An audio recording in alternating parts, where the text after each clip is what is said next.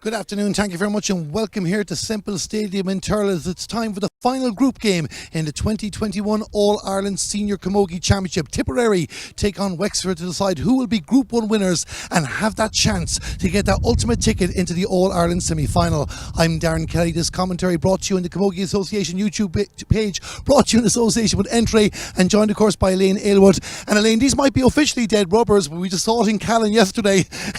These players won't care, they want to top the group. Absolutely, yeah. There was nothing about dead rubber about it by the time the game was finishing in Callan yesterday, and I expect nothing different here today. You know, it's a really good chance for one of these teams to nearly guarantee themselves a place in the semi-final, or at least put themselves in a good footing for it. So Wexford and Tipperary will both be vying for that possibility here today. You know, it's probably a target both teams would have set at the start of the year, was to get out of the group stages. They've both done that before they come here today. So as I said, a real chance now to give themselves a good chance to get into an All-Ireland semi-final. The last time these two teams met in the championship was 2018, and it was like a changing of the guard. Wexford had been beaten by Dublin in the All-Ireland quarter-final the previous year, and we're going through a serious dose of transition, we have to call it what it was, while Tipperary under Bill Mullaney were starting to establish themselves as a top 4 team. A late goal from Mairead Campion giving Tipperary the win that day. Yeah, and that seems to be kind of the way it's come into today as well. You know, Tipper on the up, they've been there at the knockout stages for the last couple of years. Wexford are slowly crawling their way back up to, I suppose, to Championship Ireland, to Senior Championship Ireland. We're having a really good league before they were ultimately beaten by Down in that league this year, and I suppose that would have stung them a little bit. They would have liked to get back up maybe to Division 1 to have a bit of something to show for the progress that they've been making. So another chance here today, and I think they'll really fancy their chance. There's been positive signs in Wexford since Kevin Tatton took over at the start of 2020. You mentioned that one blip that lost it down in the league semi-final, but of course the late goal from Chloe Fox against Limerick, the victory against Offaly. Regardless of what happens today, Wexford are back in the Ireland quarter-final. Absolutely, and as I said, I think it's probably when they saw the group games at the start of the season, that's probably the ambition and the goal they would have set for themselves. They've achieved that now, and then to be here today with nearly a bonus game, you know, they give themselves a really chance to get maybe a step further to a semi-final. And as you said, Kevin Tatton has done wonders down there, and you know, it's a real revival of Wexford Camogie, and it's what they need. They have the players, and you know, I think to get back up and to be playing at this standard is what they'll need to bring themselves on again. Tipperary have handled the favourites tag when they've been in that position for the last few years, but of course, while they won't say it publicly, they're thinking ahead to trying to beat one of the big three as well. But it's important that Bill Mullaney's team maintain that winning habit as well. I know the result technically doesn't matter, but it will to them. Yeah, I think it does. You know, that winning habit and that momentum to keep building that going forward to meeting maybe a Kilkenny or a Galway or a Cork in a semi-final or quarter-final. I think they're a team, as we said, we've spoken about them for long enough as the 4th team maybe in this championship, and I know they're probably anxious to get rid of that tag as much as anything else. I feel they really need to get to an All-Ireland final or a league final. Obviously they were denied the place in the league final due to the COVID last year, so they didn't get to play that national final. Would have been disappointed with their, maybe not their performance, but certainly the result against Kilkenny in the league semi-final earlier this year. And I feel that if they could have got to that national league final, it would have done this group of girls a huge boost to their confidence. So Bill and his team will be anxious to keep that winning streak going today, and as I said, go into either a quarter-final or a semi-final in a really positive frame of mind. Both teams have great exciting talents in attack in particular. We could get a shootout here as well, like Wexford, of course, Katrina Barrick back in the team, but there's others stepping up to share the load with her. A few stepping up for Tipperary to help out Cot Devan as well. Of course, attacks are going to be very important. Absolutely, yeah, they're two really exciting attacks, and we saw last weekend with Tipperary all 8 forwards or all 8 players from midfield up got on the score sheet in the first half. So as you said, a real spread of scorers, and you know, it's probably a criticism we would have had at Tipperary over the last couple of years that they have been so dependent on Cot Devan up front, but certainly everyone from midfield the last week stood up and all got their names on the scoreboard, and Orla Dwyer obviously with 3-3 the week before, so loads of talent there. And as you said, look, if you look at that Wexford full forward line alone, it's jam-packed, you know, goal getters galore in there, and they've been getting them throughout the championship games, and it's what's been getting them over the line. So I expect to see the net rattled a couple of times today. We certainly hope so as well. Finally, conditions perfect for Camogie here. A slight breeze here, but it's going to be an enjoyable day. Absolutely, yeah. Pitch, I mean, you're in Semple Stadium, the pitch is immaculate, goes without saying. As you said, a slight breeze, but other than that, ideal condition. So we expect a really exciting game. The winners of this group will join Cork and Galway as having potential buys into the semi-final. Of course, the losers are still in the championship, along with Waterford and Kilkenny. They'll be guaranteed a quarter-final. We will have that quarter-final draw after the game, so don't go away anywhere. But when we're back in a few moments' time, we will hear from the respective managers ahead of this All-Ireland Senior Camogie Championship game. Tipperary against Wexford throws in here at Semple Stadium at 2 o'clock. Glad to be joined by the Tipperary Senior Camogie manager Bill Mullaney. And Bill, final game of the group, a chance to top it. No doubt you're looking for another victory. Yeah, look, it's a huge game again today. You know, trying to top the group, come down to the 2 teams, ourselves and Wexford.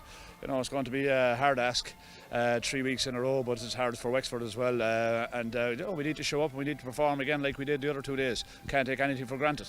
I know you're saying you want the results as well, but you made 5 changes from the team to beat Limerick last week. This is an opportunity for some of your panelists to take a claim for a quarter-final/semi-final spot. Well, yeah, like panel is king, you know what I mean, and we have to trust all our players. They have to give them the opportunity to play as well, you know, and this is their opportunity today.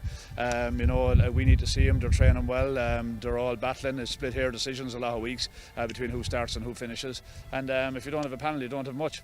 The scoring has been good for Tipperary this campaign, I should say, but you even mentioned in the post-match interviews last week as well, you've still not taken as many of the chances that you'd like. No doubt you've been working on that during the week. Yeah, we worked on it during the week, but you're right, we're not taking as many as we can. But today could be another day, it could be 5-4, it could be 5-all.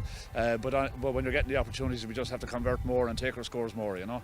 And defensively as well, we know the potential of this Wexford attack. No doubt they'll ask questions of your back six today. Absolutely. I mean, Wexford, are in flying form. I mean, they have 2 wins the same as us. We're not ahead of them. They're not ahead of us. You know, I expect a big battle here today, and we have to show up and want it more than them. You know. Well, Bill, best luck. Thanks.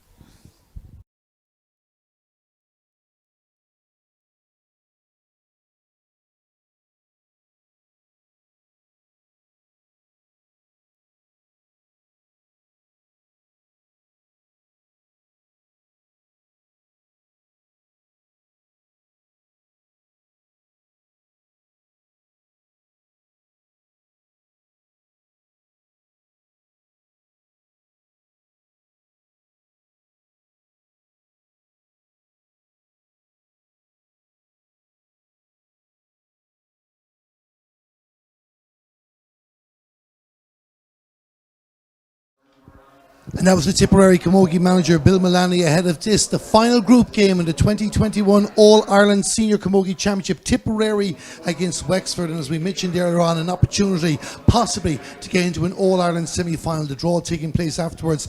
Elaine, just as we were talking there before, and we're expecting an exciting game, we're looking at the 2 teams warming up as well. There'll be less pressure on both these teams, but also both managements will want to learn something about themselves.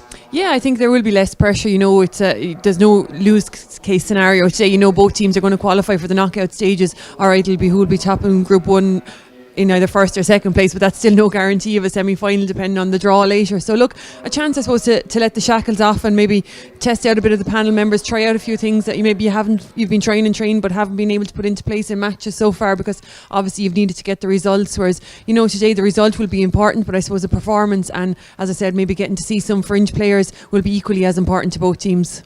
A few spectators in the far side of our commentary box there looking forward to the action. Conditions are ideal. We'll run through the 2 teams in just a moment. We're going to start with the Tipperary team. 5 changes from the side that beat Limerick 220 to 111 last week. Tipperary favourites for this group coming in. They'll want to maintain that, and this is their starting 15. In goal number 1, Anya Slattery. Full back line of 2, Sarah Delaney. 3 is Mary Ryan, and 4 is Emer Luckman. The half back line were number 5, Mairead Evanston. 6 is Karen Kennedy, and 7 is Aoife McGrath. In midfield were number 8, Grace O'Brien, partnered by number 9, Corinne Blair. The half forward line, 10, Casey Hennessy. 11, Roisin Howard, and 12 is Orla Dwyer. Inside line of Emer Heffernan at 13, Cot Devan at 14, Nicole Walsh at 15. The 5 players coming into the team: Anya Slattery, Sarah Delaney, Corinne Blair, Casey Hennessy, and Emer Heffernan. An opportunity for a few players, Elaine, especially Casey Hennessy and Emer Heffernan in the attack as well, to stake their claim for a starting spot in the knockout stages. Yeah, and a couple of those players have been coming in the tip games in the last couple of games and have been making an impact when they're coming in. You know, we heard Bill say there that it's a split hair decision a lot of days, so I suppose these are the days when you want to test out your panel. You know, when you come to a knockout championship game in 3 weeks' time, you want to know exactly what you have on that bench if you need to, and today's as good a day as any to test that out. Quiva Burke in goal, Julianne Burke, Irina Friday, Emer McGrath and Clodagh McIntyre are the 5 players from Tipperary that make way. Their opponents, Wexford, already guaranteed a place in the knockout stages for the first time in 4 years. The drama of the opening day victory against Limerick. Chloe Fox with the goal 7 minutes into injury time. Their team lines out as follows. A couple of changes from the side announced during the week. Laura Brennan in goal. Full back line of 2, Sarah Harding Kenny. Full back number 3 is Louise O'Leary. And coming in out number 17 is Anya Lacey. Anya Lacey, left corner back, replacing Laura Dempsey. The half back line, 5, Niamh Sennett, 6 is Ciara O'Connor, and 7 is Emma Walsh. In midfield were number 8, Amy Cardiff, partnered by number 9, Orla Sennett. The half forward line, 10, Ine Kern, 11 is Linda Bulger, and now could wear number 30, Jackie Quigley, is at left wing forward, replacing number 12, Kate Curran. An inside line of Katrina Parrick, 13, Chloe Fox, 14, and Joanne Dillon, 15. I have no doubt, Elaine, that Wexford's tactics will involve getting those 3 inside players on the ball as much as possible. Yeah, when you see those 3 players inside, they're 3 real goal getters inside, and they've been prolific for Wexford to date in this campaign. So the tactic will be, I would imagine, to get the ball in there and try and create as many goal scoring opportunities as they can. And look, you have Mary Ryan at full back on the opposing side, who's a real experienced player and a real stalwart of that Tipperary full back line. And in credit to the tip backs, they've been a very settled unit for the last couple of years, you could say, and plenty of experience in there, but I expect them to be fully tested today by that full forward line. Is the test that they'll need. I'm just looking at the Wexford team that played that game in 2018, their last meeting in the championship. Tipperary won 114-28 that day. There's still 7 Wexford players that started that match, and we know the difficulties they've gone through as well. They'll be the leaders to bring through this new generation if Wexford are to return to the top table in the near future. Yeah, and I think that's super from a Wexford point of view to have that kind of experience. There's plenty of it dotted throughout the team there, and it's not that they have to rebuild a whole new team. It's good to be able to rely on the experience of those girls. Those are girls that compete at knockout stages, of won All Irelands with Wexford back when Wexford were going well back in the day. So it's a super complaint to have that kind of experience in the team, and to have a strong core to the team, and then to be able to bring the new girls along into that as well. So exciting times ahead for Wexford, and they'd love to get a victory here today, and it'll really cement the good work that they've been doing so far.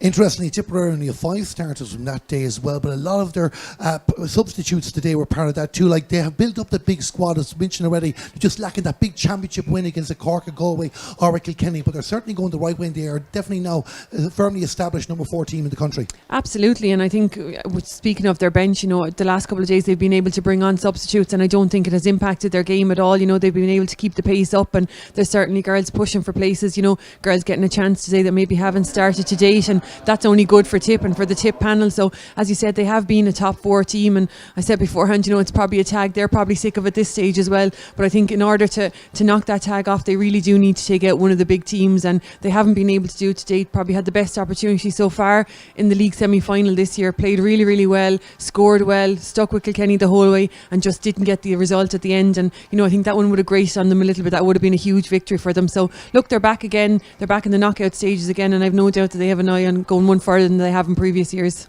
You get the feeling they will get their opportunity. You might have noticed on screen just a couple of moments ago, Wexford number 13 practicing the shooting. That is, of course, Katrina Parrick back in the Wexford team after a 4 years sabbatical too. We remember her exploits back when Wexford were winning All Ireland, and she is certainly going to be a driving force for this Wexford team going forward. Absolutely, I remember them too well. Unfortunately, she was often buzzing around the half forward line or half back line that I was close to myself. So yeah, super player to have back in the Wexford setup. Really exciting player inside. Super, her goals throughout the years are the stuff of reeling in the years for the last couple of years. So look, she looks to have carried on that form into this year's league and this year's championship, and she's going to be a huge player for Wexford. Wexford are lining up, getting ready for a Raw Naveen. Tipperary just getting themselves in position. So Raw Naveen will be on in a moment, and here it is.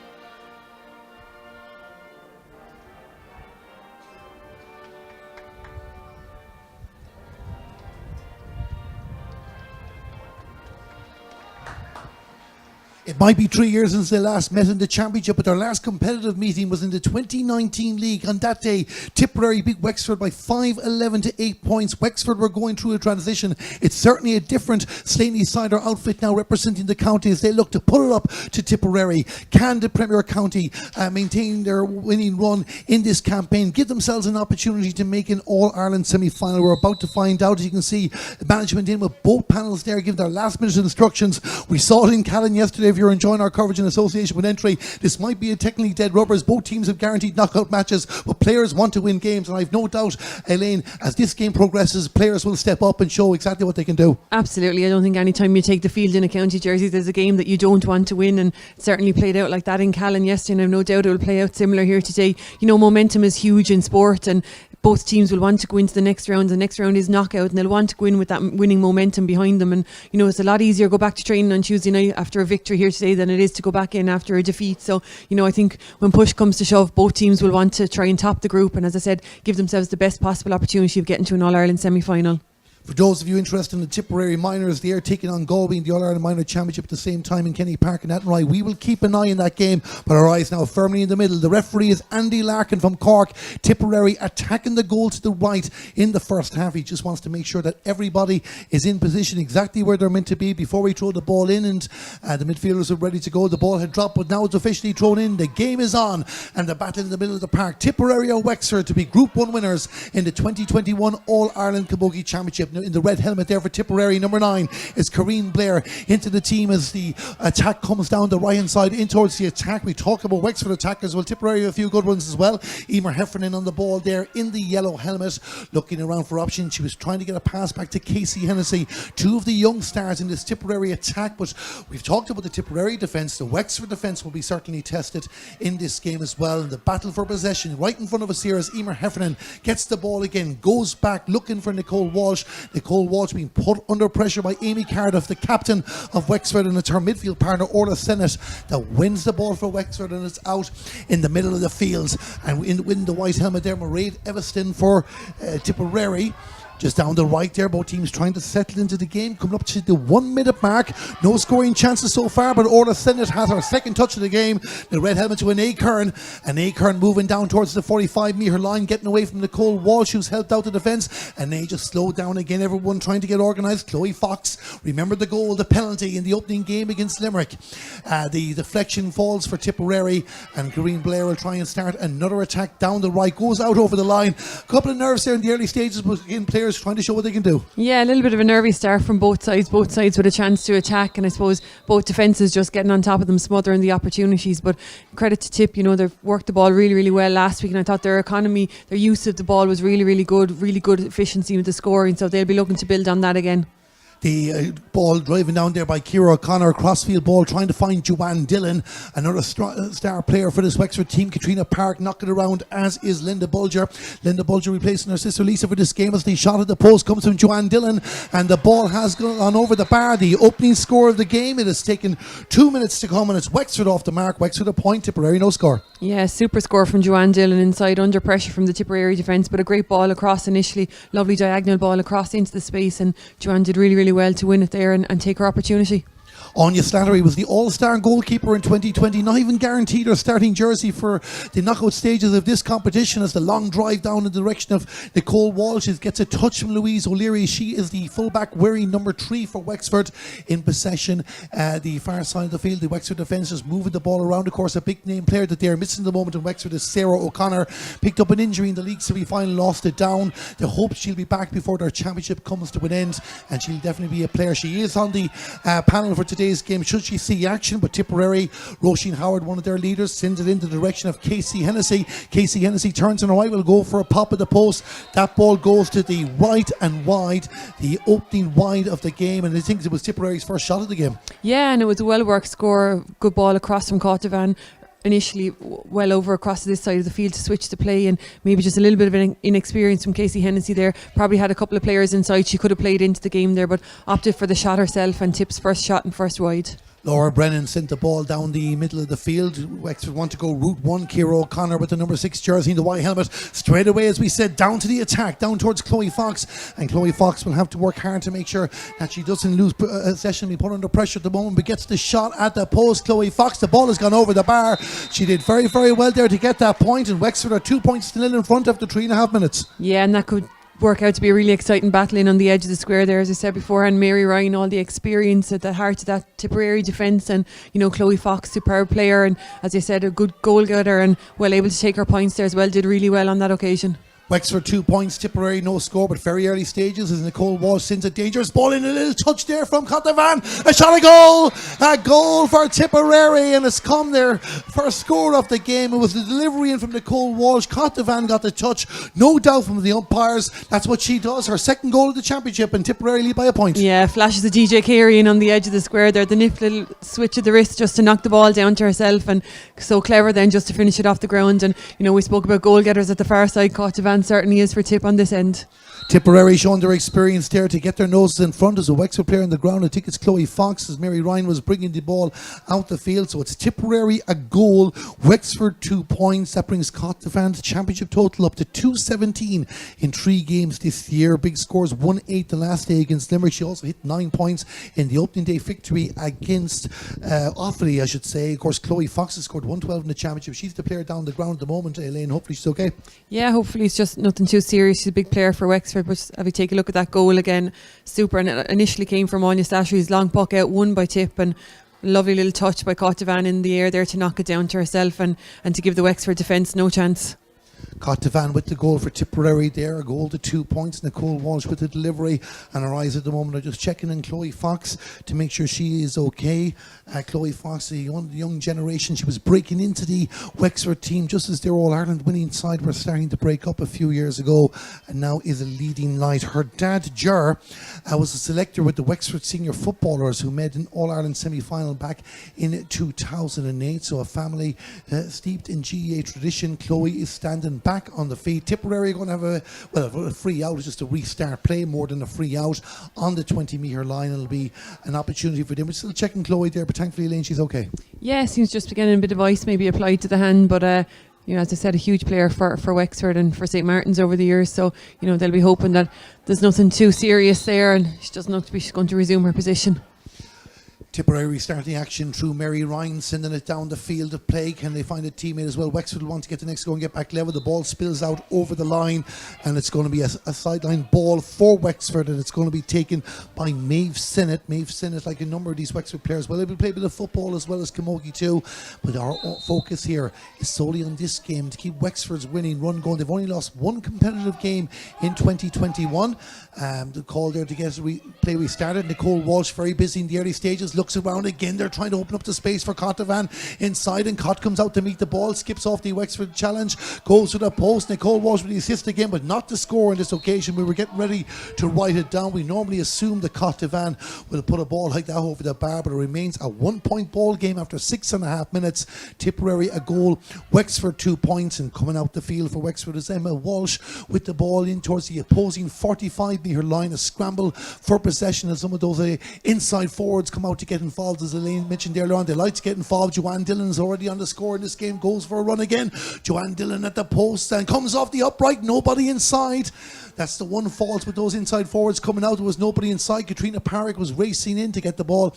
Tipperary in control again in defence, bringing it up towards the 45-metre line, and it's driven down again towards the attack, and Wexford will need to be very, very careful. Louise O'Leary wins the ball, steps out over the line, and it's going to be a line ball for Tipperary. Yeah, and it was Grace O'Brien that picked up that clearance again from the Tipperary full back line there, a player who's moved out to the middle of the field since last week and really revelling in that role, covered every blade of grass in Nina last week, and picked up that last pocket here on the sideline just in front of us, and then picked up that clearance on the far sideline, so certainly covering every blade of grass out there again today. So referee just waiting for everyone to be back for the sideline ball, the far side of the field, exactly halfway between the two 65-metre lines, the one in the direction of Nicole Walsh, not materialising, and it's going to be Wexford now that will restart the action, and they restarted through Amy Cardiff. So Amy Cardiff finds a teammate, referee spots a foul, and Wexford will have a free. Good work being done by Ciara O'Connor. And Ciara O'Connor, niece of the great George O'Connor, who represented Wexford, won All-Ireland back in 1996 in the hurling. Hard to believe that is 25 years ago this year. Will they get their opportunity to celebrate their silver jubilee in Croke Park later in the year? Well, restrictions in the progress of the world will dictate that. But Ciara O'Connor takes the free for Wexford. No score since the goal from Cottevan. Nearly a half minute's gone. Katrina Park in the middle of all that. But Tipperary win the ball again and bringing it out from the defence. And it'll work its way towards Roisin Howard. And Roisin Howard sends it down towards the attack. Tipperary not wasting time getting the ball into their inside line. Cottevan didn't get the first touch that she wanted in this. She got the second one. Runs into a defender. Good pressure being applied by Sarah Harding-Kenny. And the referee says that Tipperary fouled the ball, and it's going to be a free out for Wexford, and it'll be an opportunity again for the Slaney-siders to try and start another attack. As we predicted, Elaine, like in Tipperary doing the exact same thing.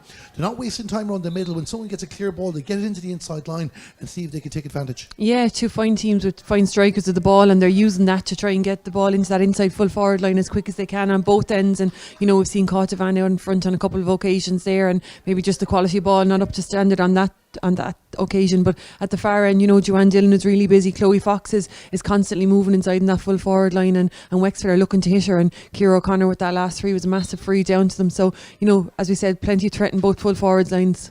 Emma Walsh takes the free for Wexford, sending it down the direction of Jackie quickly, but not one on this occasion. The referee spotted with some holding. Is a free out for Tipperary nonetheless, so they will go again. And he looks like Andy Larkin is going to punish any technical fouls in there, but he's hitting them hurl as well now, it has to be said.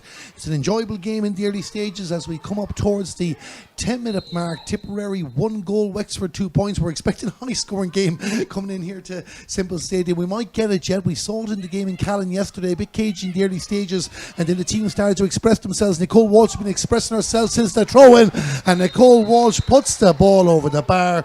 10 minutes into the game, and Tipperary go 2 in front. It's 1-1 to 2 points. Yeah, super score from Nicole there, and a lovely crossfield ball from Roisin Howard in the middle of the field, picked out the run of Cottevan, and it ran on, and did really well to get that score. Well taken there by Jackie quickly for Wexford. She has the advantage of a free as well, and the referee brings it back. Foul committed there by Tipperary's number 6, Karen Kennedy. Another all-star. There was 3 all-stars in the Tipperary defence in 2020, and they're all on the field to play here today. Anya Slattery, Mary Ryan and Karen Kennedy. So a free for Wexford, just about 50-odd yards out. Chloe Fox, an opportunity to go for a place ball. She already has a point from play in the game. It'll be well within her range. So just checking with the line there. Of course, Chloe Fox has shown she has the instincts to make the right decision herself. Wants to keep Wexford in this game at the early stages. Very quiet this side of the field in Semple Stadium. Chloe Fox goes for the post. The umpires have a good look at it. They say no, it's gone to the right and wide. I believe the first wide of the game here for Wexford. 2 for Tipperary already. We're just looking at the breeze there, Elaine. Not really going to have major influence on the match. No, but probably a small impact on the free taken there, all right. And maybe just Chloe using that one. It was a little bit further out, so probably had to put a bit more weight behind it, and maybe just didn't get to judge the wind correctly there. But often you'll find with these free takers, once they get to gauge the wind on it, they'll start to pull it in, and the radar will come in on them. So she'll be hoping that'll be the case.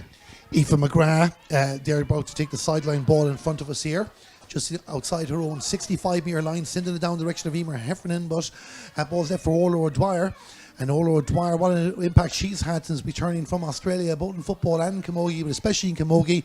As Elaine mentioned, she got a hat-trick of goals the opening day against Offaly as Tipperary established their plans for the year. On the attack is Grace O'Brien, sending it inside for Cottevan, an opportunity for another goal. It's a goal, I think actually that might have been Roisin Howard in that occasion, but it's a second goal for Tipperary. We'll confirm that, and Tipperary have made a count with the majors, 2 goals in the early stages. Yeah, Roisin Howard getting on the end of that one, but really clever work outside from Grace O'Brien again. Lovely little step through and took the extra touch. Heard their call inside from Roisin Howard. Did well to evade the tackle of Laura Brennan coming off the Wexford goal, and I think she's been spoken to by the ref on this occasion, but Roisin held her composure and finished it lovely to the net. And probably Wexford have probably done a lot of the hurling up to this point, and Tip have just hit them with another sucker blow of a goal. My instinct was to say Van, but of course it was Roisin Howard getting in there her first goal of the championship, and it's Tipperary 2-1, Wexford 2 points, a major blow. We're just looking at it here again. Roisin Howard just getting in there, took the challenge, put the ball into the back of the net, no wasting time there. Great work from Orla Dwyer and Grace O'Brien, who was player of the match in last week's victory against Limerick, and now Tipperary all of a sudden 5 points in front after 13 minutes. The water break is coming up. Wexford have the ball from Emma Walsh, and Emma Walsh is trying to get the ball away, but only finds the other number 7, Aoife McGrath. But Wexford back fighting for the ball, and Nae Kern, Joanne Dillon helped out too, but this is a Nae Kern, the red helmet on the move there, gives the pass out in the direction of Jackie quickly. She might lead this for Katrina Parrick. Katrina Parrick sending it down. She thought about going for a score herself, and Tipperary reading it much better, and they'll bring the ball out the field again through Aoife McGrath out towards the far side of the field, and being well held there by Tipperary. Grace O'Brien to the crossfield ball in the direction of Orla Dwyer. Orla Dwyer turns inside, getting away from Amy Cardiff in towards the central channel for Roisin Howard, who's gotten the goal. Now wants to get another score, gives it out to Nicole Walsh. Nicole Walsh, they're working this in well, Tipperary. I think Tipperary are really starting to settle into the game, or maybe their forwards are deciding to express themselves. Orla Dwyer turns on her left hand side, goes for the post, and that's into the hands of the goalkeeper, Laura Brennan. And Laura Brennan doesn't waste any time. Wexford need to get another score to reply to that goal again. And the referee says there was a push by Aoife McGrath. Didn't see much in it there, but Nae Kern is happy enough to take it, and she's going to leave it off for her teammate. Yeah, the gentlest of pushes, I think, there in the back. I don't think it was anything too serious. We're going to leave it, I think, for Ciara O'Connor to strike it from distance, and the last one dropped in around the edge of the square. And Wexford probably just need to get a score now on the board, just to maybe keep in touch to Tip coming into the water break. Wexford won the Division 3 of the Littlewoods National Camogie League this year, and they started off their championship game. This is their junior side yesterday, beating Waterford by 112-2-4. They will take on Armagh next week. Ciara O'Connor sends a long ball down in towards the attack, and Wexford try and get a goal and get themselves really back into this game. Not to be if the Tipperary defence and Mary Ryan say so, and they get the ball down the channels in the direction of Grace O'Brien. Just missed the Tipperary number 8. It finds the Wexford number 9, Orla Sennett. She didn't get control of the ball and the scramble for possession inside the Tipperary 45-metre line. The referee says he's seen enough of that. It looks like he's going to throw the ball in. Wexford got the opening 2 points of the game to lead 2-0. They have not scored since. And just while I was talking about the Wexford second team with a victory, it was a disappointing day for the Tipperary Intermediates. Their second defeat of the championship, conceding 2 late goals to lose 3-11 to 1-12 to Laois. Chloe Fox plays for Wexford. Good defending there from Tipperary. Referee says there was a foul in that again, so Wexford were going to get another opportunity as Karen Kennedy was bringing the ball out. So will it be Chloe Fox to take this? She missed her first one a bit further out, but a more straight angle. This is coming in from the side. Though she did get a point from play from this angle, a bit closer into goal admittedly. They haven't scored now in 12 minutes, Wexford. They trail by 5 points. Chloe Fox looking for her second of the afternoon. Takes her time, she knows the importance of this. Goes for the free, looks good. The umpires have a good look. The ball has gone over the bar. A score that Wexford needed it.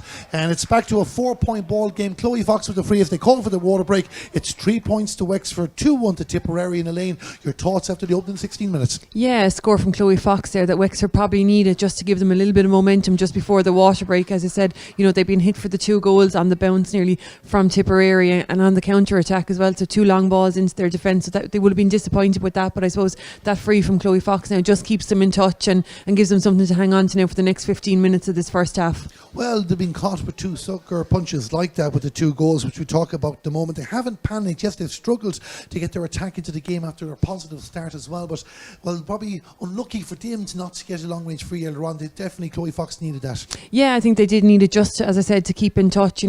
Tipperary on the other hand have had a control of the ball a lot in the half of the field where they're attacking and have been playing it across the field and playing some nice ball, and credit to the Wexford defence. They've been shutting them down on occasion and have limited them to that 1 point aside from the 2 goals, but a super score I suppose from Chloe there, just as I said, to keep them in touch as they go into the second quarter.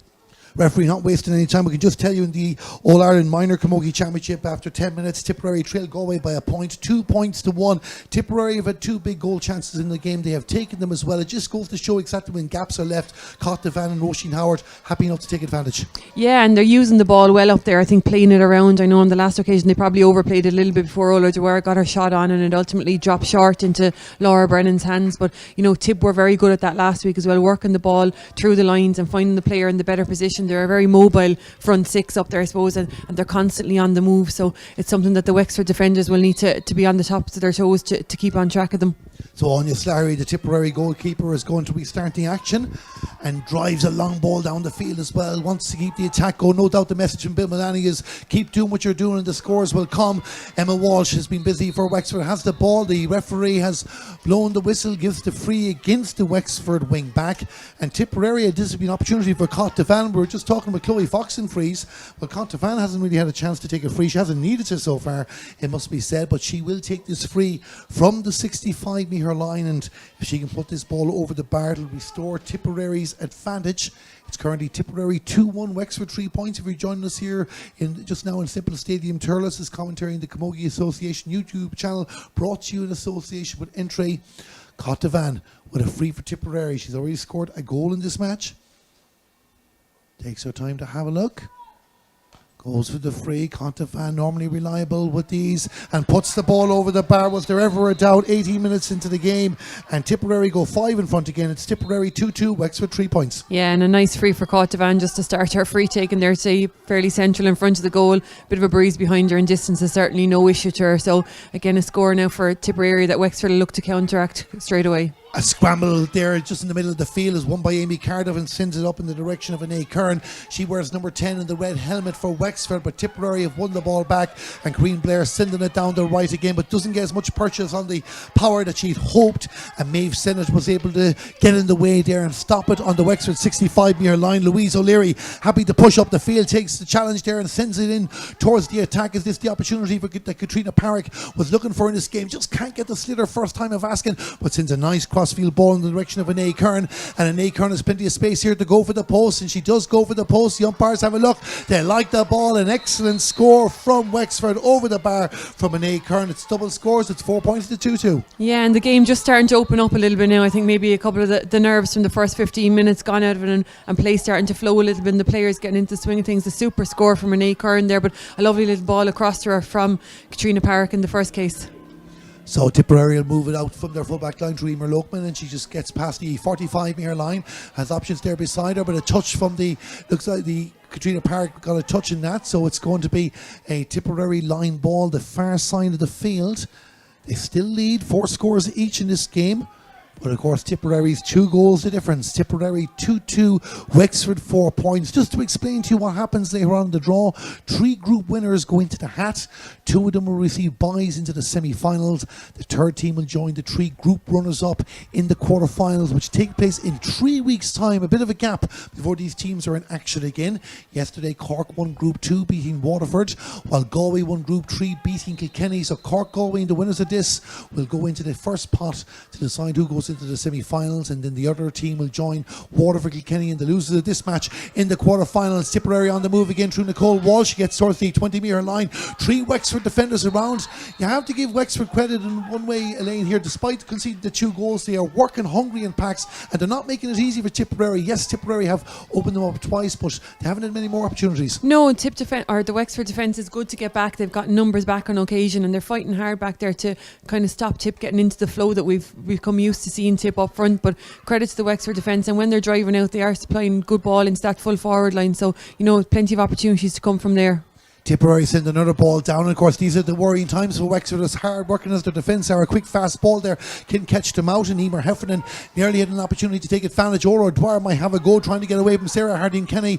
Orla Dwyer turns on her right but loses out to the Wexford corner back. At the moment the danger has not been averted yet, and Wexford now the bodies back, as we were just saying, they're making it very, very difficult for Tipperary. They've worked on this in training, no doubt. It's Kevin Tatton and his backroom team, and the referee Andy Larkin blows the whistle. I don't think anything was coming from that, and it's going to be a throw-in ball on the 20-metre line, one that Wexford will want to win. We have just passed the 20-minute mark here in Semple Stadium, 20 minutes and 30 seconds to be exact, and we're waiting for 2 players to step in. Looks like Casey Hennessy is going to take on Ciara O'Connor.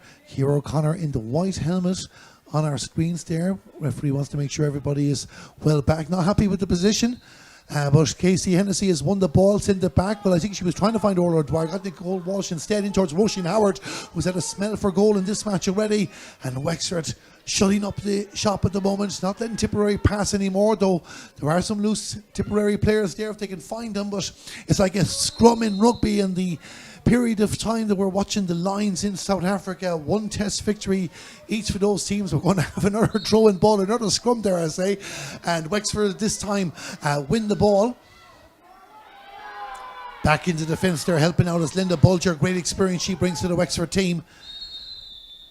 Referee spotted a foul on the ground, so it's going to be a free out for Wexford, and it just goes to show, I guess, they nearly got caught out again with the fast ball, but they got back quickly. It was like watching rugby there for a moment. Yeah, and they have the numbers back. If we'd looked up the field at that occasion, I think Wexford had 2 players inside the tip attacking half of the field, or even out as far as the middle of the field. So, you know, Wexford really, really getting the numbers back and just trying to cloud out that tip defence, and did so successfully on that occasion. Emma Walsh with a long drive down in the direction of Joanne Dillon, just lost out to Sarah Delaney on that occasion, but Wexford are not finished. Another fast ball into Katrina Park, just that one perfect ball that she's looking for hasn't come yet in this game.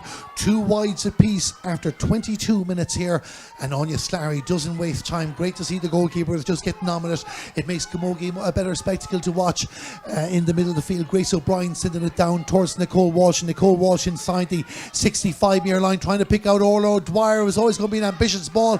It might make it there yet, but great work being done. Was it Emma Walsh who got the touch? It was Emma Walsh that got the touch for Wexford. She's done well in defence, and now on the run is Orla Sennett. Orla Sennett with a low bouncing ball for a Nay Kern. Cut out, and Tipperary win it back through Aoife McGrath. Aoife McGrath inside the 65-metre line, looks up, looks for the options. Emer Heffernan is the player that's gone in. Tipperary rotating their attackers. Sarah Harding Kenny reads it again very well and just holding it up. It gives it time for the other defenders. Anya Lacey in this occasion, who passes it out to Linda Bulger, who's back helped in the defence. Wexford want to be very, very careful, but good composure. Laura Brennan, the established Wexford goalkeeper since Mags Darcy finished up her term with the Wexford team. Ball went out as far as the 65-metre line. And again, Tipperary lining up the numbers here. They feel this is a moment in the game they can establish their dominance on the scoreboard, but Wexford are having none of it. Nicole Walsh up against Louise O'Leary. Towards the 65-metre line. Casey Hennessy's there, small bit of afters, nothing major. And Tipperary focusing on the task, but good hooking and blocking going in. Great passage of play, Elena, has to be said. Some of the fine arts of the game here as well. The hooks, the blocks going in, the battles for possession. An interesting duel I've noticed between Nicole Walsh and Louise O'Leary. Yeah, and Wexford are really bringing the intensities this game. You know, Tip on occasion they're trying to run the ball in and trying to pick out the passes. And as you said, the hooks, the blocks coming in, and Wexford really putting the bodies on the line to try and to stall that tip attack, and you know they don't want to let any quick ball in there, whereas on the other hand, you know, they've 3 players inside their own half of the field. They look to get quick ball up there to Joanne Dillon, Chloe Fox and Katrina Park. And we want to say the best of luck to the Tipperary under 16 A and B teams to play Munster finals against Cork tomorrow in Dungarvan. Double header there to look forward to, and best of luck to Cork as well. The B final at 12 o'clock, the A final at 3. A busy bank holiday weekend for Tipperary, Camogie, and for most counties around the country as well, as Wexford go and attack again. And A. Kern puts the hands up to the head there. The intended pass in towards Joanne Dillon, just carrying out over the line. And Tipperary will restart to play through Sarah Delaney. Sarah Delaney, who actually made her Tipperary debut against Wexford in that 2019 league game I mentioned earlier on, the one that Tipperary won very well in the end. Wexford went through a year that they'd rather forget, but the signs have been great under Kevin Tatton since, and they won possession back. It's going to be a line ball for Wexford inside the 45-metre line, just inside 5 minutes to go to half time here in Semple Stadium in Thurles, as Linda Bulger will restart the action. Tipperary 2-2, Wexford 4 points, a short one for Joanne Dillon, and Joanne Dillon going to take on the Tipperary defence down towards the right, sends it in the direction of Katrina Park. Katrina Park, the ball gets away from her again. Good post defended from Tipperary. Mary Ryan sends the ball back down the field again and trying to find one of her teammates, but Louise O'Leary, the commercial assistant with Aston Lark Ireland, wins the ball back.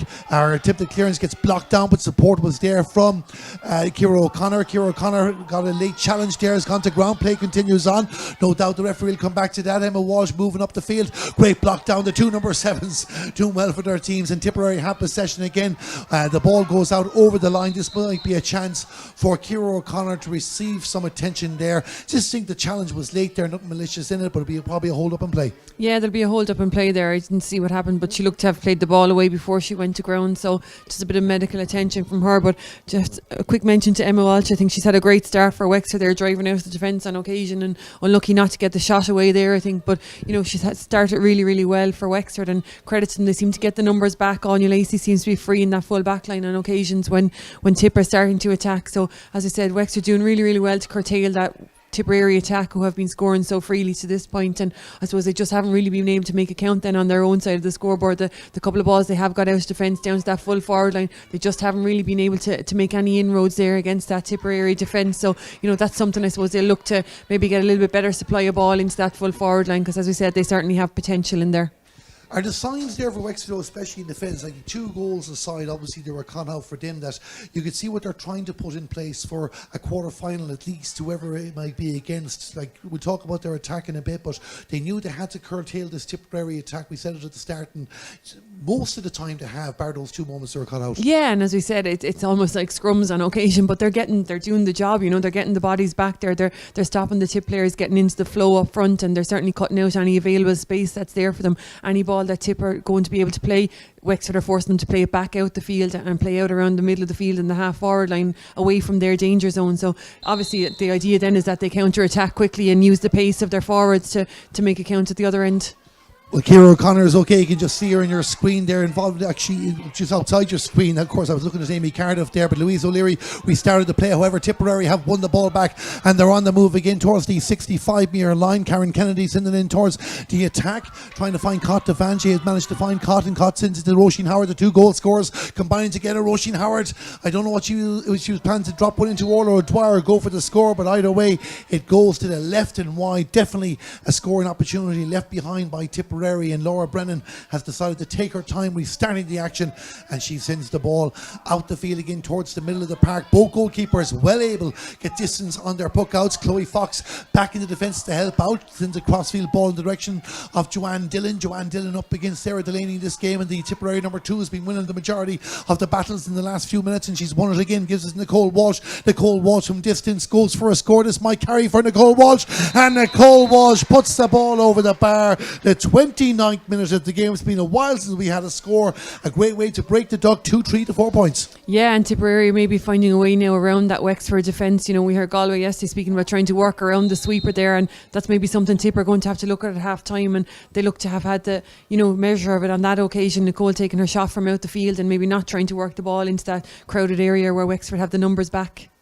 So battle for possession the far side of the field as Wexford looking to react again. Tipperary lead by 5 points. It's 2-3 to 4 points, and caught in the middle is Orla Sennett, finds a teammate. That teammate is Emma Walsh, and Emma Walsh sends it down towards the attack. Looks like Anae Kern has pushed up the field a bit. Again, just getting away from Katrina Parrick. Emer Lokman's making the clearance for Tipperary. She wears number 4. They have it in the middle of the field again, and when the space opens up for their attackers, they know where to find each other, and that's where Wexford are trying to get on top of, and they've done well here through Maeve Sennett. However, Maeve Sennett didn't bring the ball with her. She still is in control of it, and Chloe Fox is there to help out. Mary Ryan trying to get the hook in. She is the experienced there, made her debut in 2006 for Tipperary, finally got her All-Star and believes an All-Ireland medal is in her future. Roisin Howard in towards the attack for Corinne Blair. Corinne Blair going to go for one from distance too, as Elaine said. Maybe this is the tactic that Tipperary have changed, because Corinne Blair has put the ball over the bar. 2 in a row, 2 of them from distance. There's 6 points between the teams, 2-4 to 4 points. Yeah, and Tip maybe just starting to stretch the legs a little bit now, and as I said, just to find a bit of space out around that half forward line, middle of the field, and with that breeze behind them, they have some long distance shooters and have been able to get 2 points from distance there, rather than working it into where it's crowded inside in that full forward line.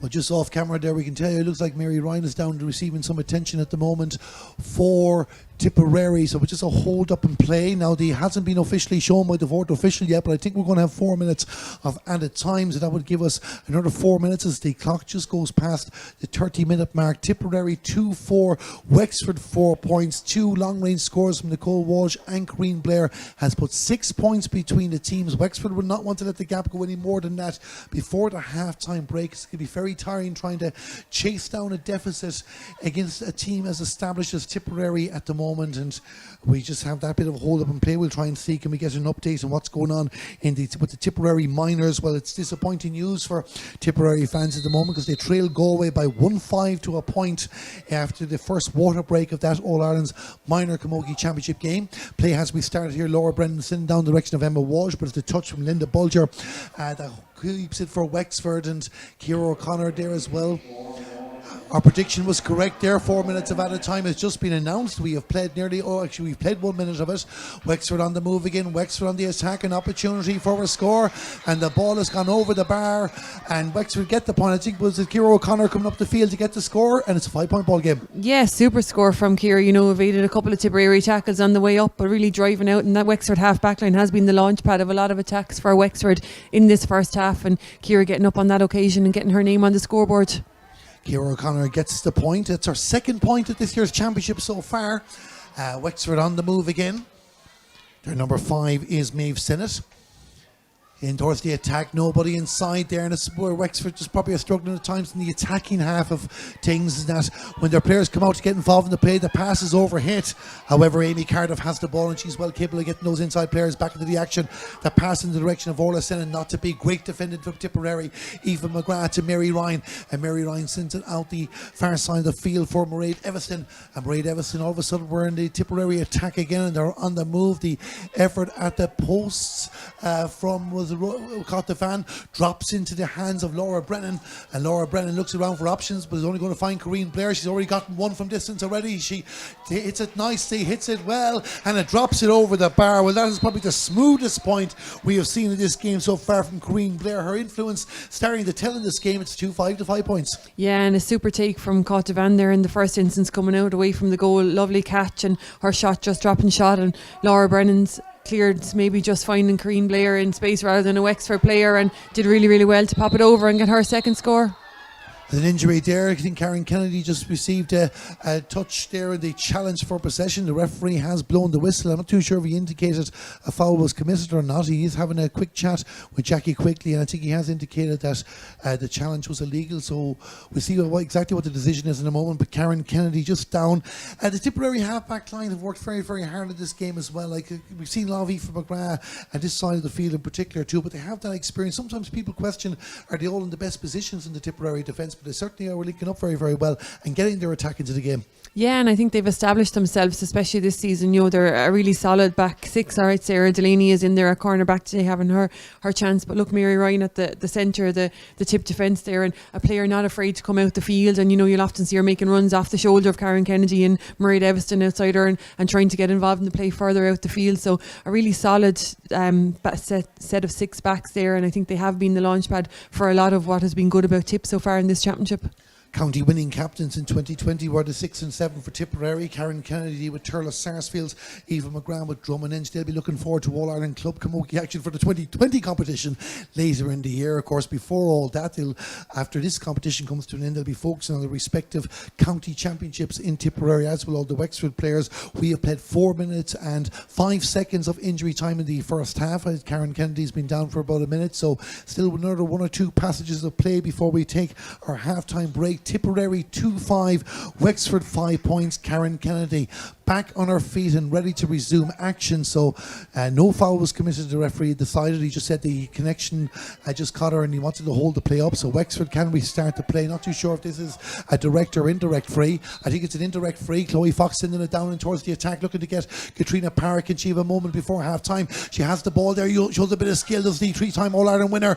But Tipperary's defence eventually wins that battle, and they get it out in the direction of Roisin Howard, and Roisin Howard moves up towards the 45-metre line and meets her opposite number 11, but gets the pass off to Nicole Walsh. She gives it to Corinne Blair. Corinne Blair just stopped by Louise O'Leary. Orla Sennett there as well for Wexford. Louise O'Leary moving it up towards the opposing 65-metre line. A Pass along the ground to an Ahern, and Ahern, Eva McGrath has lost a hurl, going across to Amy Cardiff. Amy Cardiff trying to get a bit of space to go for a shot. A good block down by Karen Kennedy, but the deflection might come for Katrina Parrick. Katrina Parrick has the ball, gives it back to Linda Bulger. Linda Bulger at 45 metres herself, looks around, turns on her left, goes for, well, I thought the distance might carry for Chloe Fox, but not to be. And Roisin Howard takes it on the 45-metre line to Casey Hennessy. Casey Hennessy moves, shakes off the challenge of Maeve Sennett, gets towards the 65-metre line, but again Wexford getting the bodies into the ball straight away. Tipperary don't know how to deal with this, but they've lost the ball. Orla Sennett, the referee blows the whistle, and there's a Tipperary player on the ground there as well. So I think Wexford are a bit disappointed because the player was on the ground for a couple of seconds before play was called, Elaine, but we're going to have another hold up and play. Here it is. Yeah, Roisin Herod there just running into Orla Sinnott and went to ground at her. I think the frustration from the Wexford players is that on both occasions when the Tip players have gone to ground, Wexford have been on the attack and have had the chance maybe to get a shot off, and it's called back then obviously for an indirect free. There's just a tackle again, and Roisin Herod just putting the head down, I think looking to step out past the gap, and Orla Sinnott holding her ground, but could be possibly another shoulder injury for Roisin. Yeah, she hasn't moved too much at the moment there as we're just watching her here, and hopefully she's getting back up anyway. Roisin Howard, of course, the goal in the game too, and if the referee has any concerns, especially about potential head injuries, he has to stop it too, but Wexford will feel it's 2 non-head injuries. They'll stop 2 attacks. Interesting debate as the game goes on, but most importantly, Roisin Howard, the dual star for the blue and gold, is back on her feet and ready to go, and Chloe Fox is going to have another indirect free. Can Wexford get something out of this before half time? Moving off the ball, this comes into Katrina Parrick again. Tipperary keeping tight. Katrina Parrick needing a second touch to try and get the ball. Mairead Everston getting in the way on this occasion in the Tipperary defence, and Tipperary happy enough to bring the ball out the field again, and Grace O'Brien will try and find a way in towards the attack, driving it down in the direction of Orla Dwyer. Emma Walsh is there, but it's Ciara O'Connor that wins it for Wexford. She sends it straight back down the field. 2 Wexford players underneath. That great take on the occasion by an Ahern. An Ahern, I think she held it out for Eva McGrath, but Chloe Fox has it again. Chloe Fox getting a run here, getting inside. The hand is out for the free. Advantage has been given when she gets the shot at goal. Referee blows the whistle. It's going to be a free in for Wexford, and is he bringing it in? Is he signaling the penalty, Elaine? He has. We might get another look at that. He's given the penalty here, so we're just waiting to see, can we see a replay, but Wexford are going to get a penalty before half time. Yeah, it looked initially he'd given the advantage for a free well outside the square. The play developed, he let the play develop, and obviously felt he saw a free further in then inside in the square, and had no doubt in his mind but that he was going for the penalty. Tipperary might have an argument about that, but either way it's a penalty, and we know what Chloe Fox can do with penalties. We're setting her up here. 8 minutes at a time in this game, with 7 minutes of at a time when she did it against Limerick. Now she might just put the ball over the bar too. 6 points between the teams. What a way this will be to finish the half. If Wexford can get a goal, she's standing back a bit, so she's thinking about it. Now standing over the ball. Is this an opportunity for Wexford? Anya Slattery in the goal. Chloe Fox goes low with a shot. A goal for Wexford. A goal for Wexford. And it's a score that brings it back to a 3-point ball game. Chloe Fox, another penalty in this championship. She hit it well. The referee is blown for half time. Here's the penalty again. She was close to that 21-yard line when she struck that penalty inside it, from what I could see there. But a super goal for Wexford, and a real tonic for them coming up to half time. You know, Tipperary had done a lot of that scoring since the water break, and it's a real lifeline for Wexford now going in at half time. It's something we're watching an awful lot in this championship, the 20-metre freeze. Well, Wexford have finally got their goal before the break. 3 points between the teams. Elaine, before we take our half-time cup of tea, your overall assessment of this first half? Yeah, I think a tentative enough start from both teams. You know, Wexford really upped the intensity then. Tib looked to get on top of them then for a while with those couple of long-range free, but Wexford have brought the intensity again, and I think that goal is probably just the tonic they need it now just at half-time, and gives them something to fight for now in the second half. We're in for an exciting second half. Well, it's certainly all set up, and as we saw yesterday, players started to express themselves more in the second half, but Wexford have their goal before half-time to bring it back to a 3-point ball game. Join us again in about 10 minutes' time for live coverage of the second half here of this All-Ireland Senior Camogie Championship game in Semple Stadium, brought to you in association with Entry. But Chloe Fox, a penalty in the back of the net. Earlier goals with Tipperary from Cotlevan and Roisin Howard give them the advantage. The half-time score here in Semple Stadium, it's Tipperary in front by 3, Tipperary 2-5, Wexford 1-5.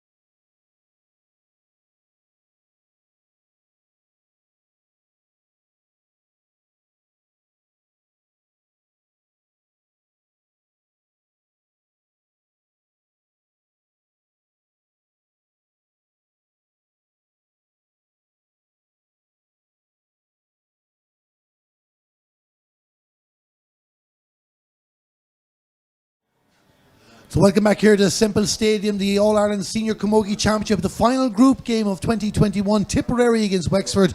And if you're just joining us here, the commentary in association with entry, it's Tipperary 2-5, Wexford 1-5 at half-time. I'm Darren Kelly, joined in the commentary box by Elaine Aylward. And Elaine, it's a game, bar patches, hasn't fully caught fire, but it's perfectly set up for the second half. Yeah, you just feel that if both teams, or if either of the teams could just throw the shackles off now and go for it, if they realise, that the victory is within their reach. And it is certainly there for both teams at this stage of the game.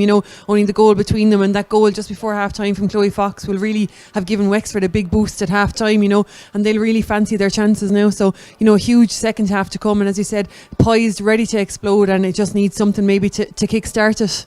Kick-started indeed. That's what we'll be looking for in this second half. We'll run through the scores in the moment. Wexford are back out on the field of play. We haven't noticed any changes. Well, actually, when I say that too, I see that Kate Curran is on the field for Wexford, wearing number 12. She did not start the game, so we'll confirm who Kate Curran is on for in just a moment. And Tipperary are out in the field too. The fourth official is putting up a 13 and a 20, so we just need to double check exactly. That changes Tipperary, we can tell you. And Arena Friday has come onto the field for Emer Heffernan. So Tipperary have made a change, and we confirmed the Wexford change in a moment, Elaine. Yeah, and I just see Clodagh McIntyre taking her place in the forwards there as well. Looks to be in place of Casey Hennessy. So Tip going back to the reliables that they started the game with last week, making the couple of changes. Two big names for Tipperary to bring on, and Kate Curran as well, one of those survivors from that 2018 championship game. So players are still coming on the field to play, and I think the referee is ready to get us up and going for the second half. So a big 30 minutes ahead for both teams. Of course, this is to decide who tops Group 1 in the Senior Camogie Championship. Both teams will be in the knockout stages, but the winner might get into an All-Ireland semi-final directly. That draw coming up after this game. Cork, Waterford, Galway, Kilkenny also in that draw. Andy Larkin, the referee from Cork, they're mad to get going. The ball is thrown in. We're underway for the second half. Tipperary attacking the goal to the left as you look at it here on our screen, and it's Tipperary on the move there. Arena Friday, who started the last day, took the challenge, or gave the challenge. The referee has blown the whistle, and we're going to restart play. I think he's going to throw the ball in, is he? He's going to have a good chat between the two of them anyway. I'm not sure what is So there was a definitely collision between the two players. We just saw the replay of it there just a moment on our screen, but the referee hasn't signalled any decision. Just the Wexford management are giving their thoughts. Here we go again. So it was Arena Friday on the move. The challenge came in from the Wexford defender, what might be number Walsh. So referee's having a chat with the two. I don't know, my thought on that would have been a Tipperary free, but he's decided against it. He's going to throw the ball in. Kevin Tatton there, the Wexford manager, roaring support to his players. We're going to restart play either way. Nearly a minute gone in the second half. Remains a 3-point ball game. Tipperary 2-5, Wexford 1-5. And Mairead Evanston for Tipperary, wearing number 5, tries to find a teammate, gets in towards Grace O'Brien. Grace O'Brien being surrounded by plenty of Wexford players, but they left a slight gap. Emma Walsh gets the touch for Wexford, but only as far as Roisin Howard. However, Roisin Howard loses control, and Louise O'Leary, the fullback for Wexford, she's covered a lot of ground in that half of the field in the game, and Wexford are bringing it out towards the 45-metre line. They're on the move again. There's a space opening up for the Staley Siders as they move in towards the attack. Chloe Fox out to help out. Nobody's taking control of the Slayer just at the moment. Wexford again have the ball on the 45-metre line. Chloe Fox in towards the attack, towards Joanne Dillon. Kate Curran is there as well. Joanne Dillon with a shot, blocked down. 3 defenders there. Emma Luckman wins the ball back for Wexford. And out the far side of the field, and good defending there as Sarah Delaney sends it down the field. And Wexford the first scoring chance of the second half. Elaine, I'm just looking around there, and I don't think I see Katrina Parrick on the field of play. I'm just wondering, is she the substitution that took place I for think half-time? she's the one that is missing from half time. I haven't seen her come back out into the subs bench underneath us either, but she's certainly not on the field to play and not in that full forward line. Chloe Fox has the ball outside the 45-metre line. Another brilliant block there, this time from Karen Kennedy.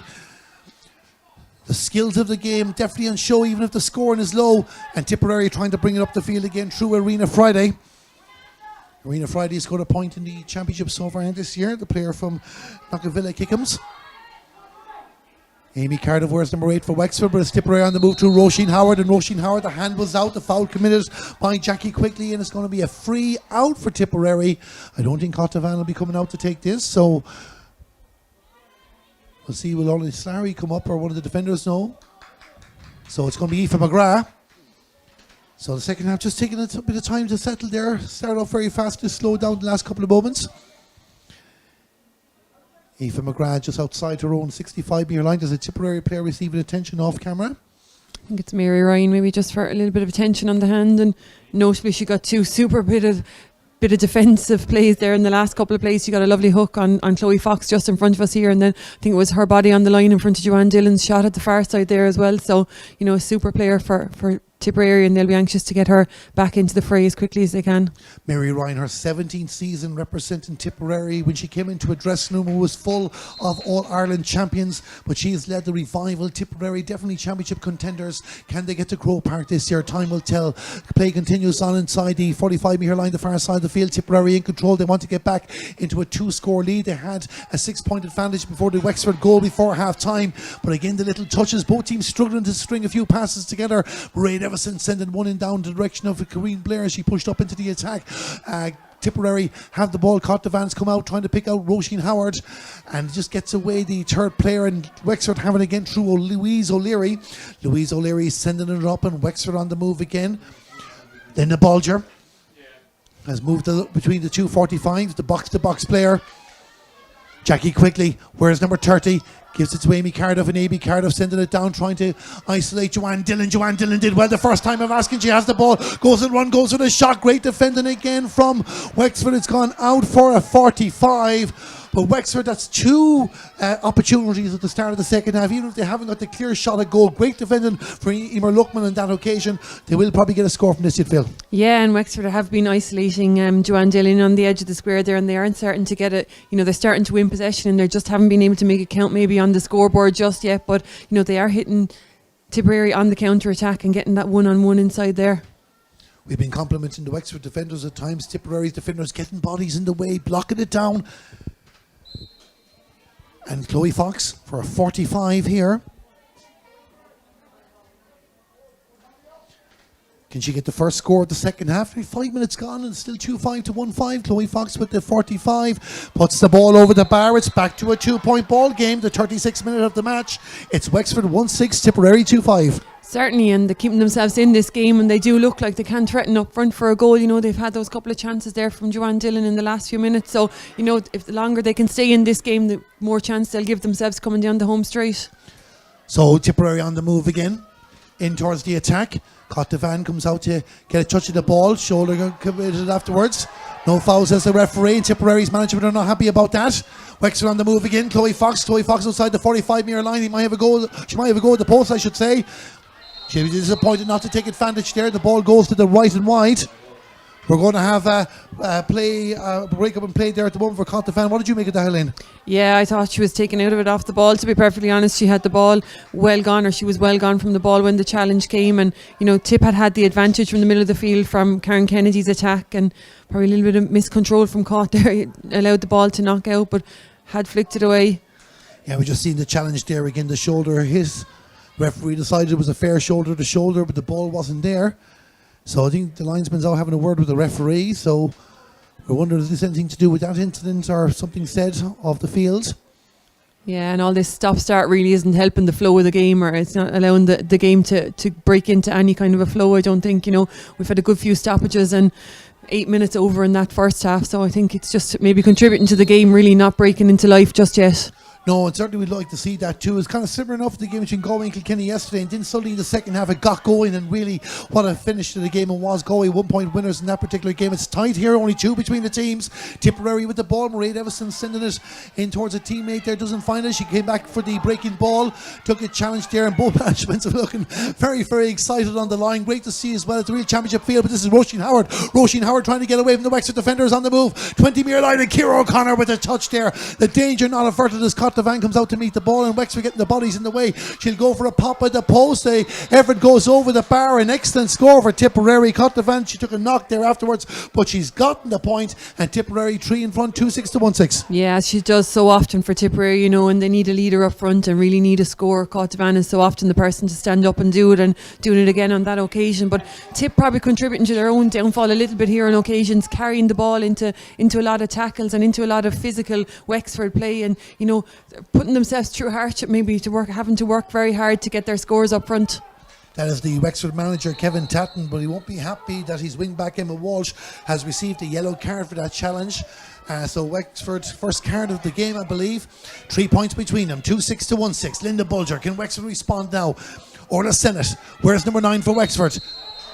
Referee says she took too many steps, and it's a free out for Tipperary.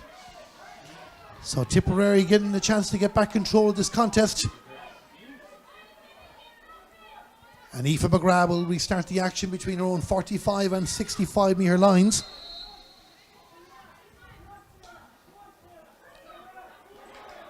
Clodagh McIntyre just didn't get control of the ball on that occasion. She's wearing number 26, Arena Friday, hoping to have more luck, but they're in the challenge again, the Wexford defenders.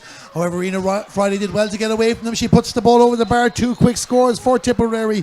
Great substitute to have in Arena Friday. It's 2-7 to 1-6. Yeah, super substitute to have come on and used all her experience there. Was aware the block was coming in maybe and just took that extra touch on it to get it down the sideline a little bit further and in off her left hand side. A super score and 2 good scores for Tip. Now you feel that they could push on from here now. So we're just having a whole of blazing. The referee wanted a bit of time to write down the score and jot down a few notes in his book. Laura Brennan, who lost in Ashburn Cup final with UCC back in 2018, restarts the action. Good long ball down to Kate Curran. A bit of a surprise she didn't start the game, but Kate Curran is on the move now. 45 metre line, the pass for Orla Sennett. Orla Sennett working towards the 20. Goes for a shot at the post. Wexford need to be taking advantage of these, but not to be.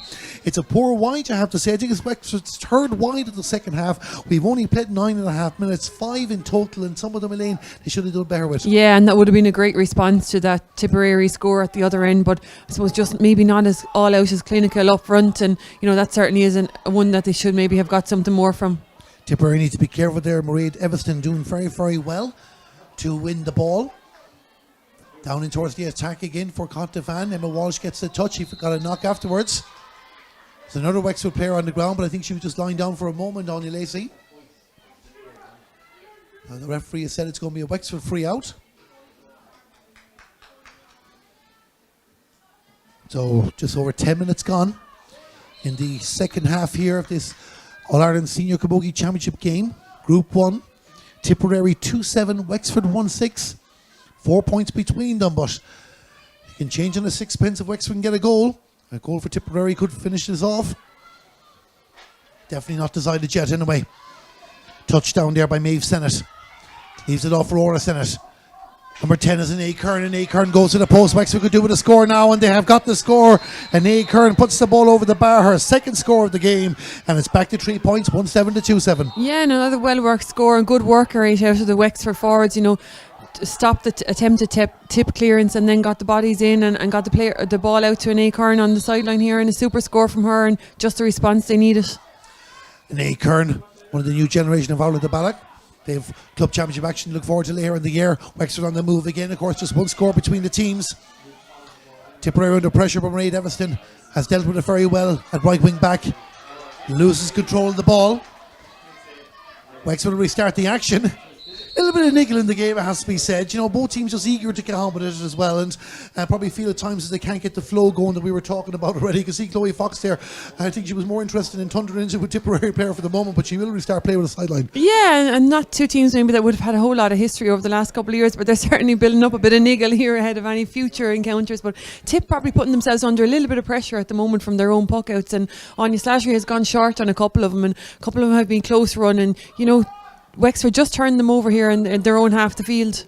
After all the excitement, Chloe was trying to rob a few yards there. Ray Kelly, the linesman on this near side of the field, put the ball back, and eventually the touch didn't work out, and Tipperary will get the ball as well. It just goes to show, even if the game hasn't fully got going, it goes to show these players want to win this match. They want to finish off with 3 wins from 3. They want that door that might lead to an All-Ireland semi-final.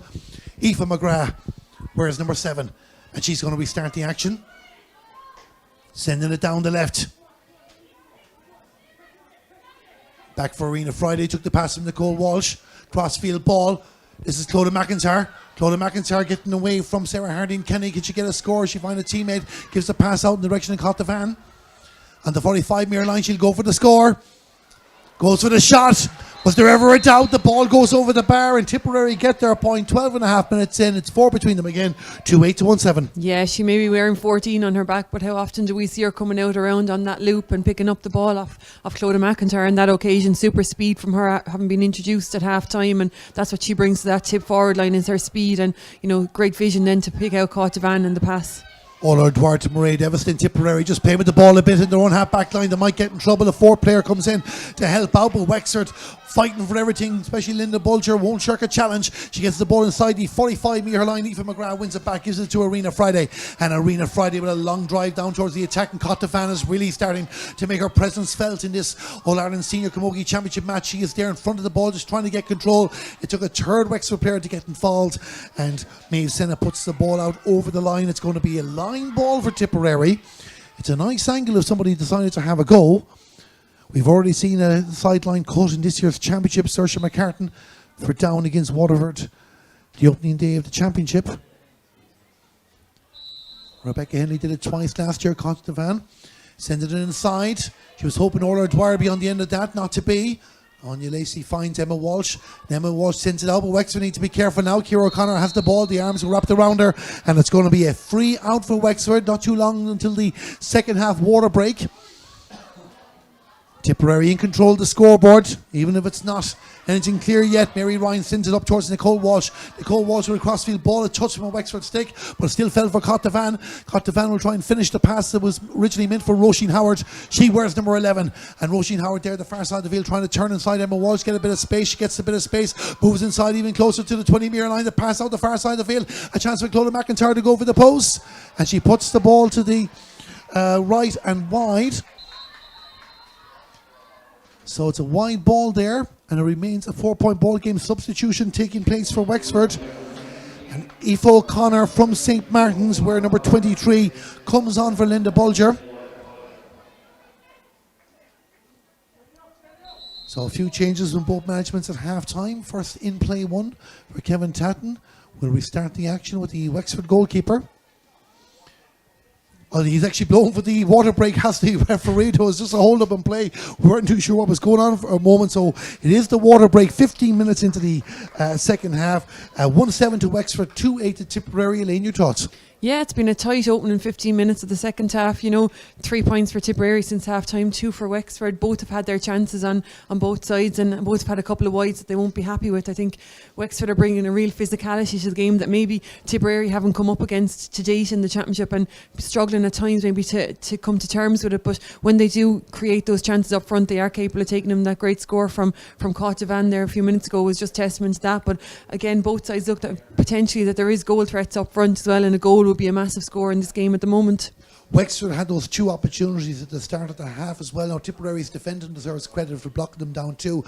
They need those. They've tried to isolate the inside players. Like Tipperary have probably been more successful with that as well. But as we mentioned, the game plan there, but they definitely, you get the feeling Wexford are not going to win this game by scoring points. Yeah, it's a balancing act from Wexford at the moment. You know, they need to shore up at the back to ensure they don't give the Caughtavans of this world and the tip forwards the space. But at the other end, then they need to get the players up to score. They don't seem to be able to take their scores from out the field as well as Tip were maybe in that first half. So they do need to get it into that inside full forward line. And if they do, then they need to get support up there to the likes of Joanne Dillon if she is one-on-one inside there. You know, because Mary Ryan, as we spoke about so often, is such an experienced defender that she's 9 times out of 10 is back there as a second defender, and as we said, getting the hooks, getting the bodies on the line back there. So, you know, at some stage you feel that Wexford will maybe have to go about winning this game and maybe throw another forward up front and try and go and get a major score. It's Tipperary 2-8, it's Wexford 1-7. We restart the play. I just better hit my watch as well. And we're up and running now for the final quarter of this All-Ireland Senior Camogie Championship game. Can Wexford get back into the game, or will Tipperary hold on and take the Group 1 winner slot and give them that opportunity to get straight into an All-Ireland semi-final? We will see what happens. Arena Friday is going to take the sideline cut right in front of us here on your screen, in front of the main stand in Semple Stadium. Gets well underneath this. This is a home game for Tipperary, but they don't often get the opportunity to play in Semple Stadium. They're ranked, their home ground, going through a bit of resurface. They've had to move around for their games in 2021. No doubt they'll be back there in the near future. Aoife O'Connor, number 23 for Wexford, gets her first touch of the game, but it's back to Arena Friday. Roisin Howard doing the work there, and she sends it down the left, sends it down in the direction of Clodagh McIntyre. And Clodagh McIntyre with the white helmet and the black streaks going through them. Wexford get the defenders in again. Support coming in from Marina Friday. And another battle for the ball. The referee coming in to have a look. He's happy enough to let them continue for the moment. Tipperary moving it forward, and Clodagh McIntyre looks like she might finish the job. Amy Cardiff getting in the way. Wexford have the ball back. They've had to work for that. Orla Sennett inside their own 13-metre line needs to get the ball away. Wexford can't afford to be messing here, as Elaine mentioned about goals. When the Tipperary get another goal, you can imagine it's game, set, match. But of course, Wexford lacking the bodies the other end of the field, and Aoife McGrath has it for Tipperary. Down the left. Arena Friday with the shot. This might turn in for it. It's going to be close. Its ball has gone over the bar. The umpire had no doubts about it. Over the bar. 48 minutes gone. And Tipperary lead by 5, 2-9 to 1-7. Yeah, and it's Arena Friday's second point, super point again from distance, and she's had a big impact on this game since her introduction at half time. So Tipperary lead by 5 now. Wexford have to be careful that they don't let the margin build up too much, that they can't rescue this game. And Nae Kern will try and do something about that. She's got a couple of points in the game so far. Looking for a third. This might drop in there as well for Joanne Dillon, but it drops over the bar. Needed a touch from Anya Slattery to make sure it did go over the bar, but it does go over. It's good response from Wexford. Yeah, super response from Wexford. And again, through Nae Kern up the field, her third point to the game. And, she's been a real thorn in the side of the Tipperary defence there all day. 1-8 to Wexford, 2-9 to Tipperary. Is the pace about to pick up? Orla O'Dwyer turns on her left, looks up to see can she get this ball down to Cottovan. Ciara O'Connor read it very well and sends it down the left, looking for Jackie Quigley. Jackie Quigley with number 30 on her back is on the 45-metre line. She might finish this off again. It might drop, and Tipperary need to be careful. Into the hands of Anya Slattery. She lost control, but Mary Ryan well able to read the play and brings the ball out towards the 20-metre line. Chloe Fox had pushed up as well with Joanne Dillon. Wexford aware that they might need the goals. However, Tipperary have given the ball away a bit sloppy. It wasn't that occasion. Jackie Quigley though decides to give the ball back to Tipperary, and again it's down towards the middle of the field. And Orla O'Dwyer, lots of breaking balls going against the team in control, and a scramble for possession here outside the Tipperary 45-metre line. Marie Deveston, who played and won an All-Ireland minor football final for Tipperary against Offaly back in 2014, sends it up the field, and Wexford, Ciara O'Connor, the hands were out, free out for Wexford. Orla O'Dwyer probably just a bit frustrated she couldn't get control of the ball there. Ciara O'Connor reading play very, very well. She will take this free. She leaves it off. Well, she will take the free. Sarah Hardine-Kenny happy enough to give it to number 6. I mentioned she was George O'Connor's niece. Of course, her cousin Barry playing AFL down under with the Sydney Swans. And while there's no current Wexford players playing AFL women's football, of course, Aileen Gilroy lives in Wexford now, the former Mayo footballer. And she'll be back in action with the North Melbourne Kangaroos in the new year. Long driving ball down and towards the Tipperary defence. And again, Tipperary just being a bit sloppy trying to clear that ball, but it does get away. Goes out for a 45. I think Arena Friday was the one that got it away. There's a substitution for Tipperary getting ready to enter the field of play. That is Emer McGrath. She started last week's game against Limerick. Well, this would be a chance for Chloe Fox just to get them back within 3 again. Not straightforward, barely a breeze here. We talked about the breeze earlier on. It certainly died down an awful lot. Watch in Simple Stadium, it says 9 minutes to go. The actual time is on your screen there. It says 19 and a half minutes gone the second half. Chloe Fox puts the ball over the bar. A big score that was required there for Wexford at the 3-point ball game, 1-9 to 2-9. Yeah, and Wexford are just keeping in touch, aren't they? Tip just not able to shake them off at any stage, and look like they're capable of clawing this back, and they'll really fancy their chances. As we said, that late goal against Limerick early, if Wexford are in this game with a couple of minutes left, they certainly will fancy their chances. Orla O'Dwyer is the player that's been brought ashore in this game. I have to say one thing, Elaine. If you'd said to me to start that Orla O'Dwyer and Katrina Parker would be replaced in this game, I would have been very, very surprised. Maybe management looking at options as well, but of course, I suppose for both of them, they never really got into the match.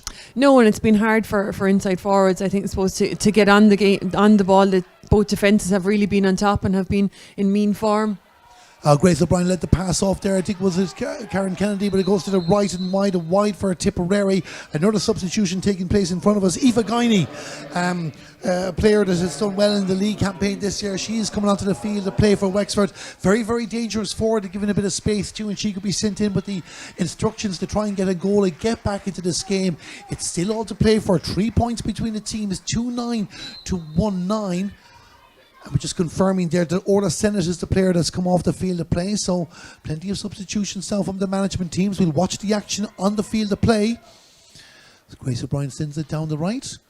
Looking for Cotlifan, but it's Anya Lacey who has it for Wexford, and she's working her way towards the 65-metre line.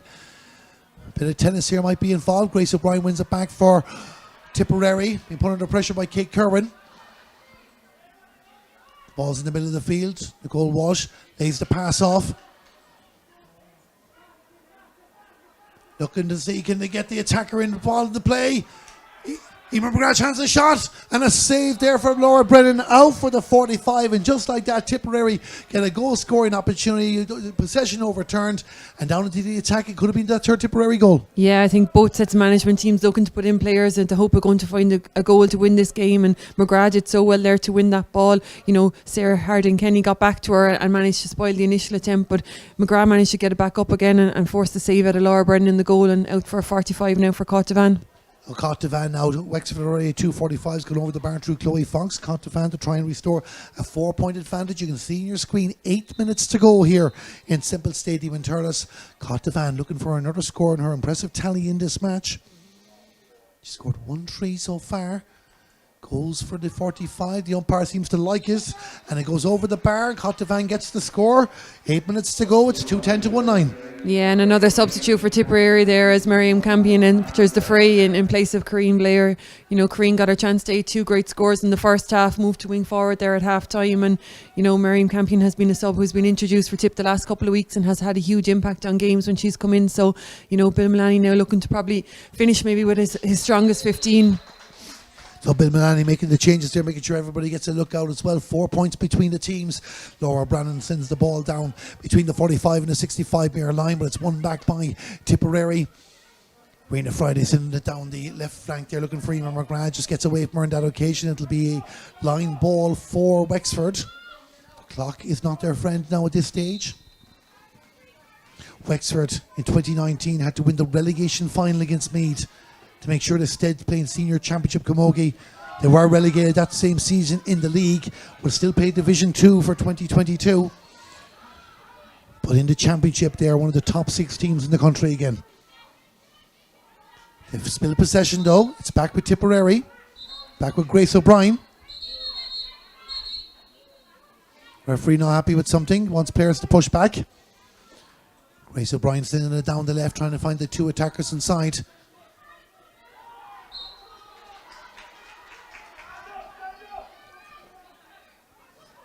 So it's Miriam Campion who was pushed out over the line there. Emer McGrath put inside 2.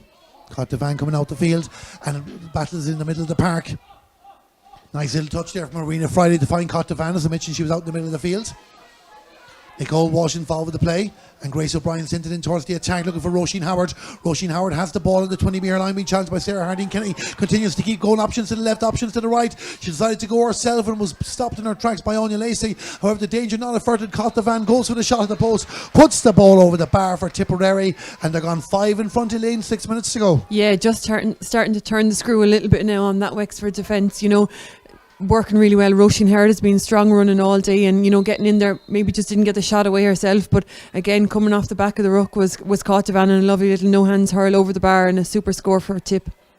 Tipperary 2-11, Wexford 1-9. Grace O'Brien in control there for Tipperary. Wexford continue to fight for the ball. They won't give up until the final whistle blows, but Tipperary, their experience telling. So we mentioned that game in 2018 when the changing of the guard, the snapshot from Emer McGrath into the hands of the goalkeeper Laura Brennan, and Laura Brennan will send it out again for Wexford. They want to get a score very, very quickly just to settle things down again. Amy Cardiff is their captain. Finds a teammate, finds Emma Walsh, and Emma Walsh is going to send it down towards the attack. Good stop on that occasion. Sarah Delaney just couldn't keep the ball in play. So it's going to be a Wexford line ball right in front of us here in the commentary box. That's the Tipperary manager, Bill Mullaney. Victory here could secure a 4th consecutive All-Ireland semi-final for his team. It gives them a 67% chance. Emma Walsh takes the line ball but doesn't find a teammate. Jackie Quigley might read the break well. Referee says the touch on the ground. So it's going to be a Tipperary ball. And Aoife McGrath is going to take this. Linesman just saying to come back a few yards, so inside their own 65-metre line. Tipperary starting to build the advantage. Again, a long drive down in towards the attack. Trying to find Miriam Campion. Wexford not happy about a few things, but we're going back for... Yeah, it's going to be a puck out for Wexford. It's a wide ball officially.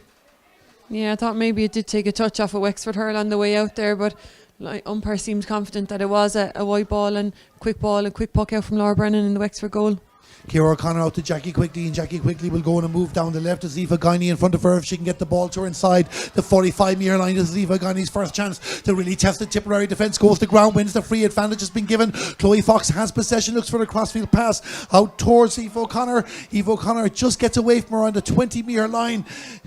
Good work being done by Arena Friday, as Elaine mentioned, has done very, very well since she came on the field of play. Wexford are not finished.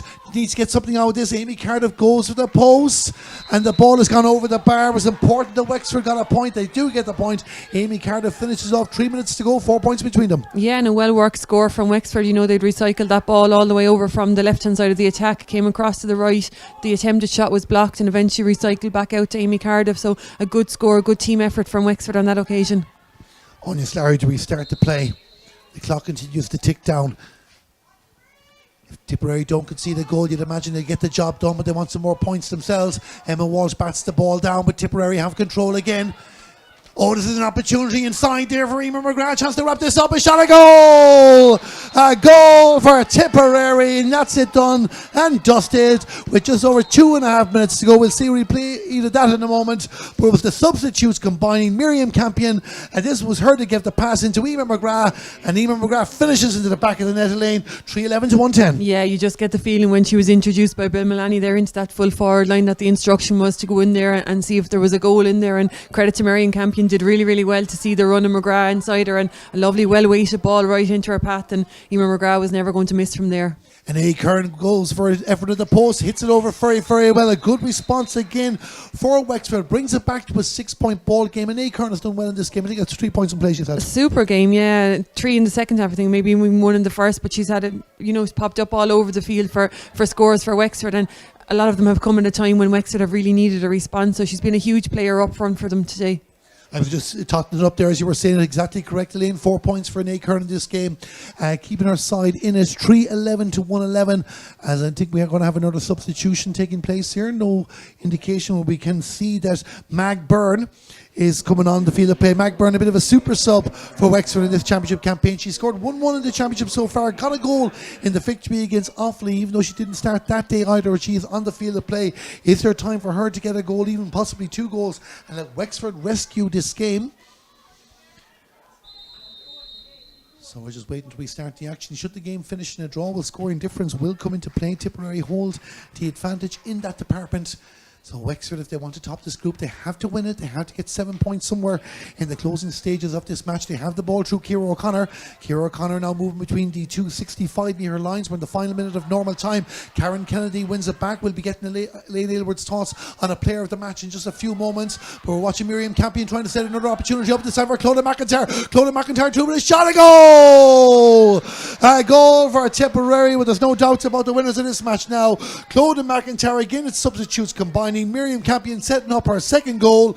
It definitely dresses up the scoreboard, but Tipperary lead by 4:11 to 1:11. Yeah, and it has taken them till now to really start to find their flow, but I suppose that is the tip that we're more accustomed to seeing these past couple of weeks. And you know, Bill has run the changes and got some of the more familiar faces in up there, and as you said, it's been the subs that have come on that have been able to link up so well up front, and you know, they've been able to create that overlap that they just haven't been able to create up to this point. And you know, it's probably a sign of a tiring Wexford team as well, maybe, that you know, they've defended gallantly for 40-50 minutes there, but just eventually when you have forwards of the calibre of what Tip have up front and what they've been able to introduce off the bench, there's only so long you can hold out back there, and the cracks just starting to show now, and those 2 goals, the sign of it.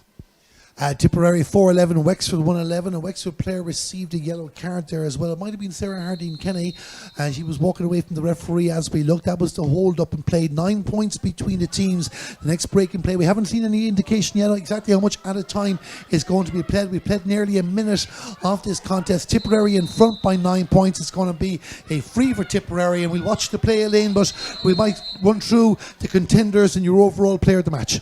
Yeah, certainly from a Wexford point of view, they had a good few contenders around the field. I thought Ciara O'Connor was outstanding at centre back and had a couple of long driving runs up and, created a lot, got up for her own score herself. As we said, Anae Curran with 4 points from play, and Chloe Fox was always a thorn in the side of the Wexford, of the Tip full back line there. Nicole Walsh down the left finds Clodagh McIntyre. Clodagh McIntyre trying to pick out a teammate there as well as Tipperary trying to finish with a flourish. Chloe Fox back involved in the action. Brings out towards the 45-metre line. Goes out over the line there as well. And Jackie Quigley to restart the action. Wexford looking for a score. Kate Kerwin.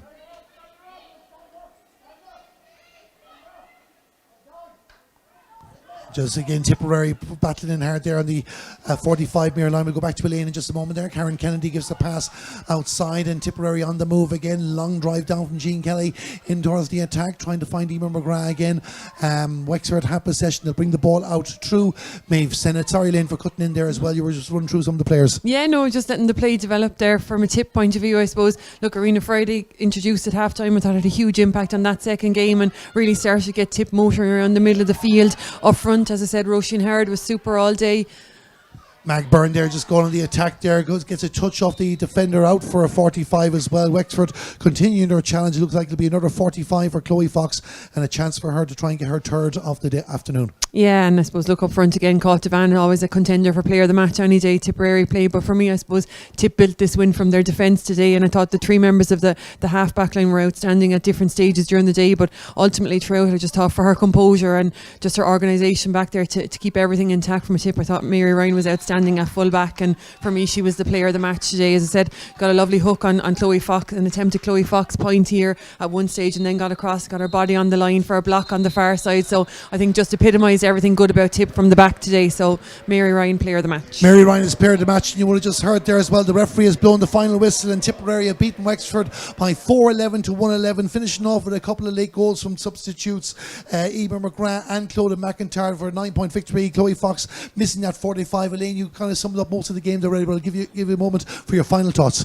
Yeah, I suppose just look, a real gallant performance from Wexford and really brought the game physically, I thought, to Tipperary, and it took Tipperary a long time to come to terms with that physicality. I think it's probably something they haven't come up against, but look, as they introduced the subs coming near the end and maybe some of the Wexford bodies started to tire a little bit, I just think the experience of Tipperary, the experience maybe have been in quarterfinals and semi-finals over the last couple of years, and that experience of Division 1 Camogie and knockout Camogie stood up, and they were able to finish with the flurry and the couple of goals that really put the gloss on the scoreboard. But look, Wexford are going to be a challenge for any team that they're going to meet in a quarter-final now. They're a good set-up, plenty of hurlers all over the field and well able to take some scores up front. Alright, they didn't fire on all cylinders maybe from a goal-scoring opportunity today, but they certainly do have that potential, and they will cause a headache to someone in a quarter-final. Well, we're going to find out exactly who they play in that quarter-final in a few minutes. So don't go away anywhere. We'll get reaction from the game. We'll hear from the player of the match, Mary Ryan, the respective managers, Bill Mullaney from Tipperary and Kevin Tatton from Wexford, and of course the All-Ireland Senior Camogie Championship draw, all coming up in the next few minutes. So stick with us here on the Camogie Association YouTube page, but regarding the results, you can see it in the top right of your screen. Tipperary are the Group 1 winners. They have a chance of going directly into the semi-finals. The final score here in Simple Stadium, Tipperary 4-11, Wexford 1-11. We'll be back again in just a few minutes.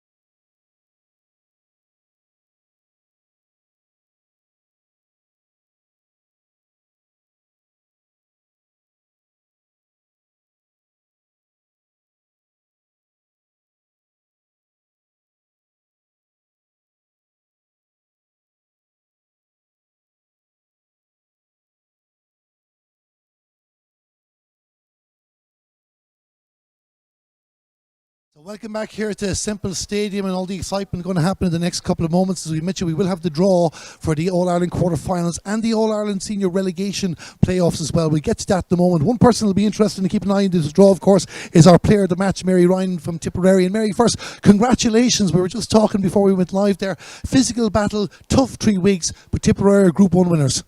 Yeah, no, look, at the end of the day, job done. Like, delighted to get the win. We just said it there, 3 out of 3, can't do any more than that. We're thrilled with the win. Very tough game, yeah, very tough battle. Wexford really put up a physical battle out there in a big open field. But for us now, yeah, job done. We're delighted to top the group. It was a chance for both teams to, I suppose, test a few bits out before the knockout stage as well. Obviously, you wanted the result, and as you mentioned, the Wexford attack at the start made you work for it. They mightn't have got the scores, but that was as much to do with the work rate of your defence. Yeah, no, I suppose we'd rather not be so busy back there in defence, but we were today. They kept us on our toes. They had us under pressure, to be fair. Like, it was very uneasy for a lot of the game, and that was testament to them, the pressure that they put on us. But the girls pulled out the goals heading towards the end of the game, and we pulled away, thank God. Of course, in the first half as well, it must have been a relief to see the 2 first goals come in, Contafan and Roisin Howard getting it, because he had to control the scoreboard. Yes, it was often down to 2 or 3 points, but at least he led throughout. Yeah, absolutely. Yeah, Wexford started well. You know, they got the first score on the board, but to respond with 2 goals, yeah, it really gave us a driving force to push on, and it gave us a lift. But yeah, as I said, a very tough battle, and I suppose we're just delighted to get the win, and we'll see now when we're out again. Yeah, we won't be keeping you too long before we find out as well. You mentioned the 2 goals at the end there from Emer McGrath, Clodagh McIntyre too. A lot of Tipperary players got a chance to put their hands up today. No doubt training is going to be very, very interesting over the next few weeks. Yeah, no, very competitive. We had 5 new starts there today. We had 3 or 4 girls making their championship debut, and they, really threw their hand up, and it's, it's fantastic for us to see younger faces coming in, and Emer and Clodagh took their goals so well when they came back in. So lots of competition there, and we've 3 busy weeks ahead of us now to prepare for whatever's next. I was just going to ask you before I go, what ask you you prefer to get? Would it be safe to say you prefer a semi-final? Well, sure, look, we'd take it if we got it, yeah, but look, we just need to put the head down, and at the end of the day, we've a quarter or a semi to look forward to, and we want to stay pushing to the next round again. So, well, Mary, you are the player of the match here, Tipperary victorious. Thanks a million for joining us. Thanks a million. Thanks. So that was Mary Ryan, the player of the match. We just have the Wexford manager, Kevin Tatton. We're just going to get Kevin in for a moment. Kevin, look, obviously when you lose a game by 3 goals, you're very, very disappointed. But do you feel you got an awful lot out of that in regards to preparing your team for a quarter-final? Yeah, got a lot of work into that. It's just small details that we just need to work on. I think it's just the difference in quality there in the last couple of minutes. When they're making passes, they can probably use the ball a little bit better than we did, but I thought we fought well, and the battle in the middle third was really good. So it was just just small details of how we use possession versus how they use possession. We're impressed with your intensity as well. You really put this game up to Tipperary. The scoreboard probably glossed it up at the end, conceding those 2 late goals as well, but you were very much in this match for like 58, 59 minutes. Yeah, and that's what happens when you play a good team, Joe. If you're down a few scores with 3, 4, 5 minutes to go, same thing happens against Cork last year, Joe. When you're in the game, and you have to push on, and you have to gamble a little bit more, and you have to open up a little bit more. When the space is there, they can punish you. So look, the option is you take the risk or you don't take the risk, and look, we pushed on, and they punish you with a bit of quality. So it's just realities. The other way, another day, you might get a chance. You might push it to draw or push it to sneak ahead, but look, that's high level sport. It's putting yourself in these positions, Kevin, as well. It's going to allow this Wexford team develop. Like the down game aside in the league, it's been a positive season so far, and as you mentioned, you're playing one of the top 4 teams in the country as well. I guess they pulled away in the closing stages, but the more you put yourselves in this position, the better it is for Wexford to get back to the top table. Yeah, it's exposure. Yeah, it's exposure. You know, a lot of the girls are only coming together and playing as a group really over the last 12 to 18 months, so they don't have a lot of synergy with each other and even understanding how another person plays, and we've been trying to use so many players as well just to give them that time on the field. So Aoife O'Connor coming on today at 18, a 6th debut in the last 3 games, so Joe, it's really positive and exciting and proud moments for their families, so we're very happy that we're getting that exposure to all those young girls, and they're showing up really well. And look, we're trying to get some experienced players back in now. We're probably down 7 or 8 from last year's starting team for the first 2 games, so we're trying to get players back now, so hopefully it'll add more competition for places. Yeah, even you mentioned players back there. Sarah O'Connor, any updates and any chance we might see her for a quarter-final in 3 weeks? It's unlikely, no, it's unlikely. She got quite a bad injury in the down game. And we just need to be a little bit cautious because it's an injury she had in that leg already. So look, she's going really well with her rehab, but it's probably a bit early. Well, listen, Kevin, best luck in whoever you get in this quarter-final draw in the next couple of moments, and thanks a million for joining us. Thank you very much, Darren. Appreciate it. So that was the Wexford Senior Camogie manager, Kevin Tatt. We're just going to hear from the Tipperary boss, Bill Mullaney, now before we get on with the draw. Bill, I know you're anxious to find out how these balls are going to go in a moment. First, your overall assessment of that game. Yeah, look, as I said at the beginning when I was talking to you first, it was going to be a very tough game. I mean, if we came in here assuming that we were going to get a walkover from Wexford, it just proved that they were here to play, to win, to top the group, just like we were. I think the expectation was, oh, geez, Tip won well, and in their first 2 games, and it would be handy. We were money on favourites probably, but you earn everything. It's championship, They came here with a method, a plan, and they put us on the back foot for a long time. But I think our girls showed up and played their way through it, and won going away in the end. And that's exactly the test that you wanted out of this game, Bill, as well. Yes, the scoreboard looked good at the very end, but Wexford put you through it, and it allowed you to learn more about your team ahead of what's coming up in the next month. Yeah, but sure, that's the whole point. I mean, as I say, we found out a lot about ourselves. We found out a lot about Wexford. We found out where we really are. The whole point was to top the group, and I think in the end we did that, and we did it well. There were some great duels, especially in your defence as well. You closed out Wexford's space. You got the scores at the other end yourselves, but you made sure that their attacking threats didn't get the space that they wanted. Yeah, well, that's what we needed to do. We were talking at half time that we were probably playing too narrow as well. We were playing into their game plan, so we widened it out a bit. But we also we worked harder. And we had to work harder, or else we wouldn't have got the result in the end. But I thought, we used our heads well, but we got a bit more physical. We probably played the ref a bit better in the second half. And I think we deserved to come out, but we earned it, and we earned every second of it all through the second half.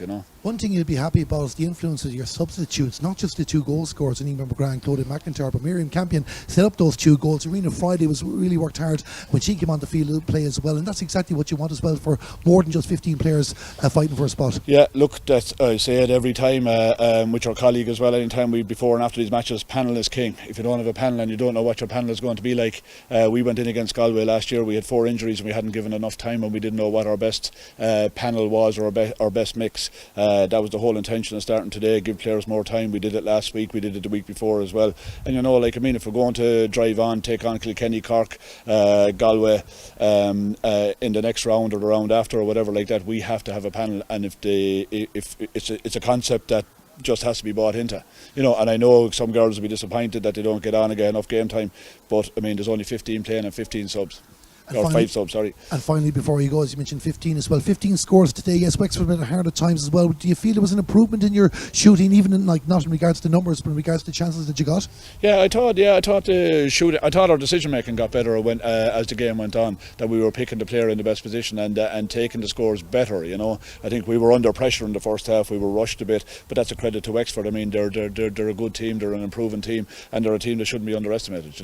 Well, Bill, congratulations on the victory. 3 wins out, 3 for Tipperary. There's a chance you could be in a semi-final in the next couple of moments. We will find out. I wonder how that draw is going to go. If you don't go too far away, you're about to find out, because of course I'm going to call on Duke Duran come over in here, and Hilda Breslin is going to join us here as well, and Caroline here too, and the draw is going to take place. So just to confirm, we're just going to come back in just a couple of moments there as well, and we'll get ready for the draw here, the All-Ireland Senior Camogie Championship quarter-final and relegation draw.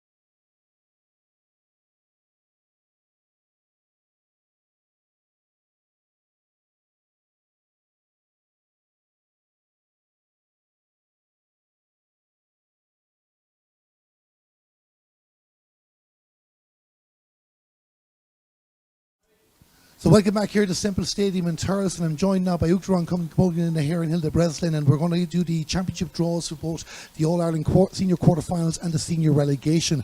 Hilda, before we kick off, just to explain to people at home exactly how this draw is going to work. I believe the first group drawn out will be the group that has their winners playing in the All-Ireland quarterfinals. Is that correct? Yeah. So in this bowl we have the 3 groups, Group 1, 2 and 3, and whoever I draw out, they're going to go into the quarterfinals. The other 2 top seeds are going to go into the semi-finals. Okay. So that's exactly it. So you don't want to be drawn out number 1 if you're Tipperary, Cork or Galway. So whichever team is drawn out here in the moment. It'll be the groups though. Will be going into the quarterfinal. This is the group. 1 is Tipperary, 2 is Cork, 3 is Galway. And the group that will have both in the quarterfinal is Group 1. Group 1, so Bill Bellani knows he'll have a quarterfinal to look forward to as well. Tipperary will be in the quarterfinal. We'll find out their opponent in a moment. So that means that Cork and Galway go automatically into the All-Ireland semi-finals. Now, they won't be seated in that. There will be a draw done for the All-Ireland semi-finals after the quarterfinals take place. So we're just waiting now to get ourselves organised here. So it'll be... So don't close. So Tipperary. So we're just confirming the 4 teams that are going into the draw. Sheets of paper, the breeze starting to pick up again. Wexford. Wexford is so Group 1 runners Tipperary up. and Wexford can't meet each other in the quarterfinal. So just confirming that the 2 teams in Group 1 have to be separated. They just played here and entertained us in Semple Stadium. So Tipperary or Wexford will be in one pot. So Kilkenny. Kilkenny is Group 3 runners up.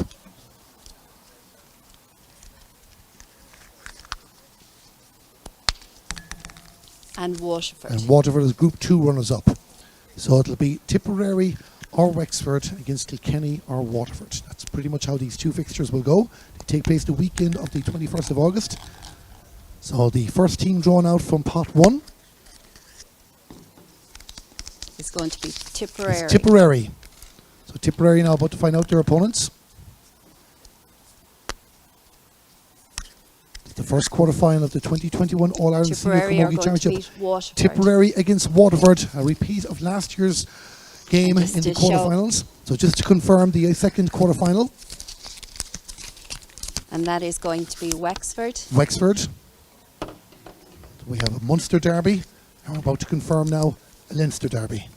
And they are going to meet Kilkenny. So Wexford against Kilkenny and Tipperary against Waterford are the 2 quarterfinals for the 2021 All-Ireland Senior Camogie Championship. Cork and Galway advance to the semi-finals. That's correct. So they'll take place on the 21st of August in in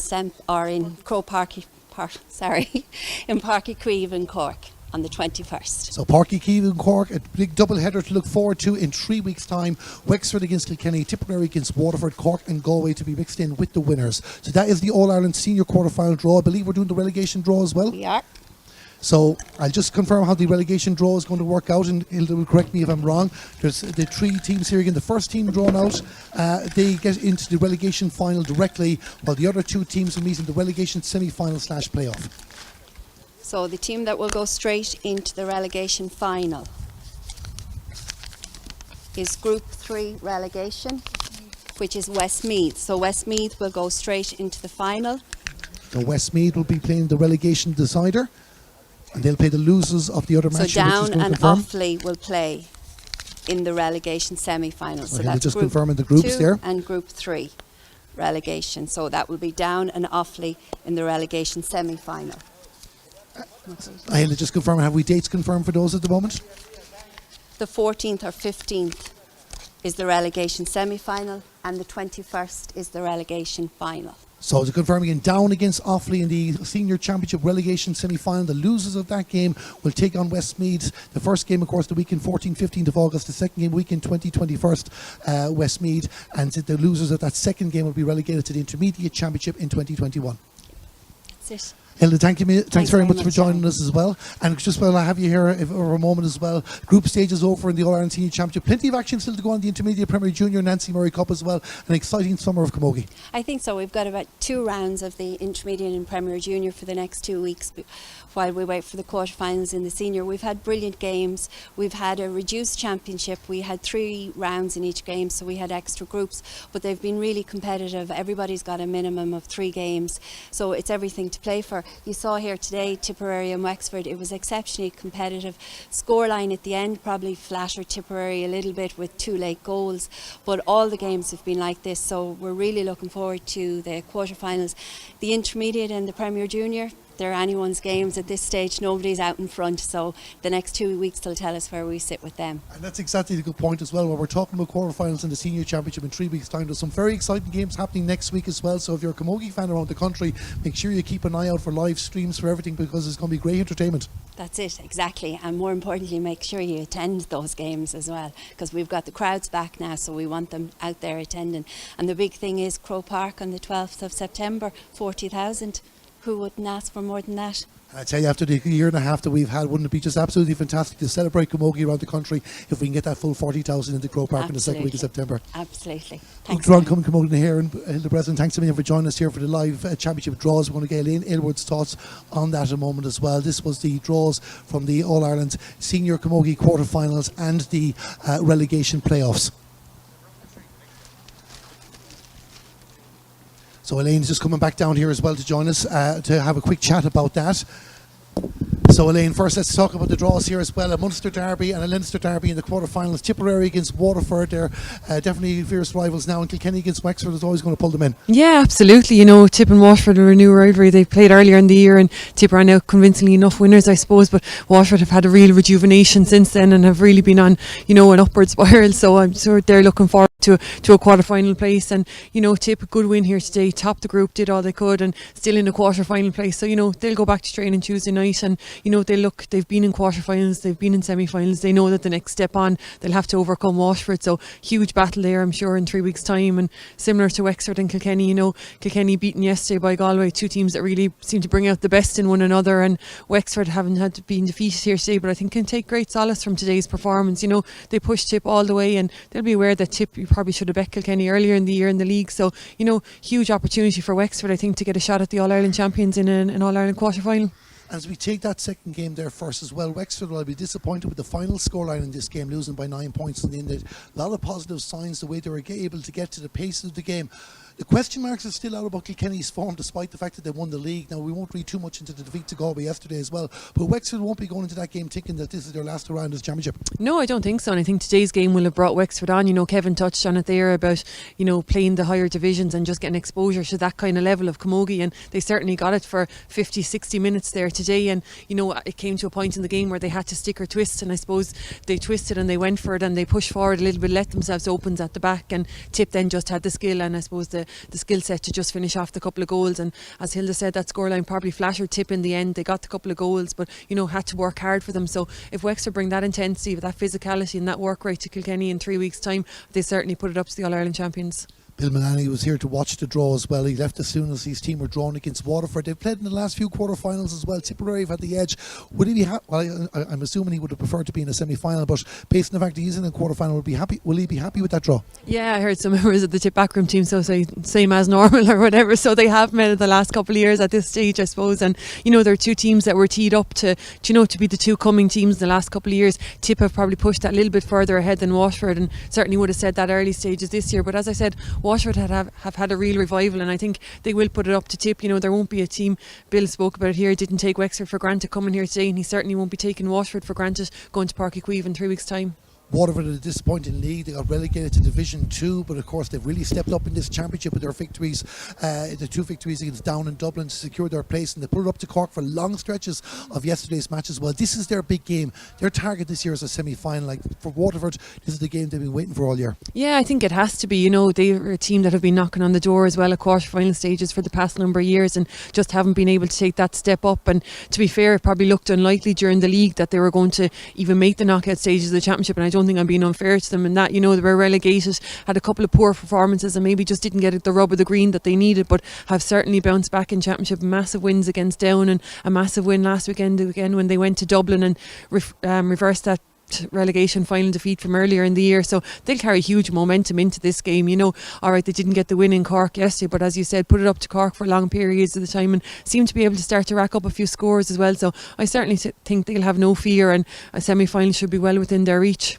Cork and Galway are straight through to that semi-final in 4 weeks' time as well. They won't be guaranteed avoiding each other. It'll be an open draw for the semi-finals, we have been told. What will the thoughts be going in with the two Marys, Paddy and Hall? Yeah, look, I think they'll both be happy to be straight through to a semi-final. Maybe it'll give them an extra week of recovery. They would have had 3 weeks to a quarter-final, 4 now to a semi-final. So they'll be in the luxurious position, I suppose, being able to sit back on that weekend of the 21st maybe and have a look at who potential oppositions are. And it is a quick turnaround from quarter-finals to semi-finals. So I think they're probably glad that they won't have to contend with that. They'll have 4 good weeks training now to prepare for an All-Ireland semi-final. And look, they're one game away from Croke Park and an All-Ireland final then. So I think they'll be happy enough with the draw, and they'll work on themselves for the next 4 weeks before they know who their opponents are. I don't think there's any doubts the both of them will be in Páirc Uí Chaoimh in 3 weeks' time to see that game. Let's talk about the relegation side of things. Down are going to play Offaly. Won't get a second chance whoever loses that match. Westmeath waiting in the final as well. Like, for all three teams, they'll be so determined to stay in senior. Yeah, and I think it's huge for all three teams. Kevin Tatton mentioned it here earlier about the exposure to Division 1 and that level of hurling, and the same goes for the senior championship.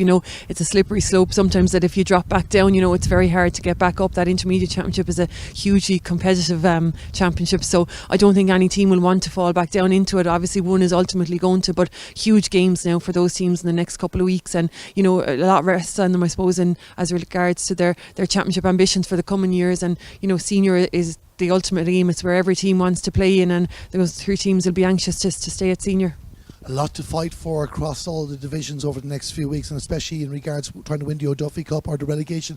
Very quickly back to this game before we wrap up as well, and even we've heard from the two managers as well. You could tell Kevin Tatton was disappointed with the result, but when he takes time to reflect, I think the overall feeling is, look, we showed we can compete. Yeah, I think that'll be it. Ultimately, the result is disappointing, and the fact that they conceded those 2 late goals really did put a gloss on the scoreboard, I suppose, for Tipperary. From Wexford point of view, they obviously came with a game plan. They executed very, very well for long periods of the game, but just at those couple of times when they did push forward, maybe a little bit trying to get the scores themselves, they left themselves open at the back. And Tipper super stick players, the passes really stuck then when they got the opportunities, and they did hit them for those 2 goals. But look, that's something that they can work on. Maybe if they'd got a couple of opportunities just after half time, bit of gallant defending from Mary Ryan at the back there denied them maybe a Joanne Dillon goal, and had that gone in, and maybe if Wexford had been able to push on a little bit sooner, it could have been a different scenario. But there's certainly huge positives to take from it, and Wexford certainly are back at the top table. You could tell from Bill Mullaney, we were talking to him, it was job done, no more, no less as well, but he complimented these teams' work rate and their link-up play. He feels that they're making improvements at the right time. Yeah, I think it'll be a pleasing win for Bill when he looks back on it. They've won the last couple of games probably hurling well and lovely free-flowing hurling. Today they had to dig a little bit deeper and maybe get a bit down and dirty, a bit gritty at times out there. And, to see that from his team, I'm sure will please him. That shows that they can mix it either way. If you're going to hurl with them, they'll hurl. If you're going to make it physical, they'll go physical with you, and they're able to mix it up. So that's a huge positive for him to have going into a quarter-final, I suppose. And like you said, he got to run the panel, got to start 5 new players there today, and got to bring in new players off the bench then again for the second half, and they had a huge impact on the game. So there's going to be a real hunger in Tip training for the next 3 weeks now to try and get a starting place on that quarter-final team. And look, that's what you want if you're Bill Mullaney. You want 20-25 players putting up their hands, pushing one another at training, and ultimately rising the standard for everyone. So they'll be in a really good place going back training this week. It sets it nicely up for a glorious conclusion to the 2021 All-Ireland Camogie Championship. Still very, very hard to call who's going to win this. Absolutely, it's still wide open. You'd be hard pressed to maybe even call the quarter-finals. But look, I suppose ultimately you're looking at the game that Kilkenny and Galway put in yesterday, and Galway edged that one. And I suppose from Colin Murray's point of view, they could dug out a result there as well, and maybe worked a little bit harder than Kilkenny worked when they were down to 14 players. I suppose they had to, and I know whenever those two teams have met, there's only been a score or two in the last couple of occasions, but I've no doubt that down on Leeside, Paddy Murray is probably watching it as well, and happy enough that all the talk is about Galway and Kilkenny, and more than happy to sneak in under the radar. And look, I don't think you can write off Tip either. To me, I think they're the up and coming team. They've pushed for long enough now. I think it's really time for them to push forward, and I think if they can get over Waterford, get to a semi-final, get a result that they couldn't in that league semi-final, I think they're well capable of playing against any of the top teams. So I'm not going to call it from here, Darren. No, but we're certainly going to enjoy looking forward to Elaine Aylward. It's always a pleasure sharing the commentary box with you for the Tipperary's victory against Wexford. And that's it here from Simple Stadium. The group stages in the All-Ireland Senior Camogie Championships are done and dusted for 2021, but plenty more action to come over the next few weeks in the Intermediate, Premier Junior and Nancy Murray Cups. Just to run through those draws one more time, in the senior relegation semi-final will be Down against Offaly. The loser will take on Westmeath in the final on the weekend of the 21st, 22nd of August, with that team going down to intermediate. But in the All-Ireland Senior Camogie Championship proper, in the race for the Grove Park and the O'Duffy Cup, Cork and Galway are 2 games away from All-Ireland glory, but there's 4 teams heading to Páirc Uí Chaoimh in 3 weeks' time, determined to join that party. Tipperary will take on Waterford and Kilkenny will take on Wexford. I'm Darren Kelly. This commentary brought to you in association with Entry. Tipperary, the victors here in Semple Stadium today, beating Wexford by 9 points at the end. Will they be victors later on in the year? We will find out over the course of the next few weeks. The final score here in Semple Stadium in the All-Ireland Senior Camogie Championship, Tipperary by 9. Finished Tipperary 4-11, Wexford 1-11.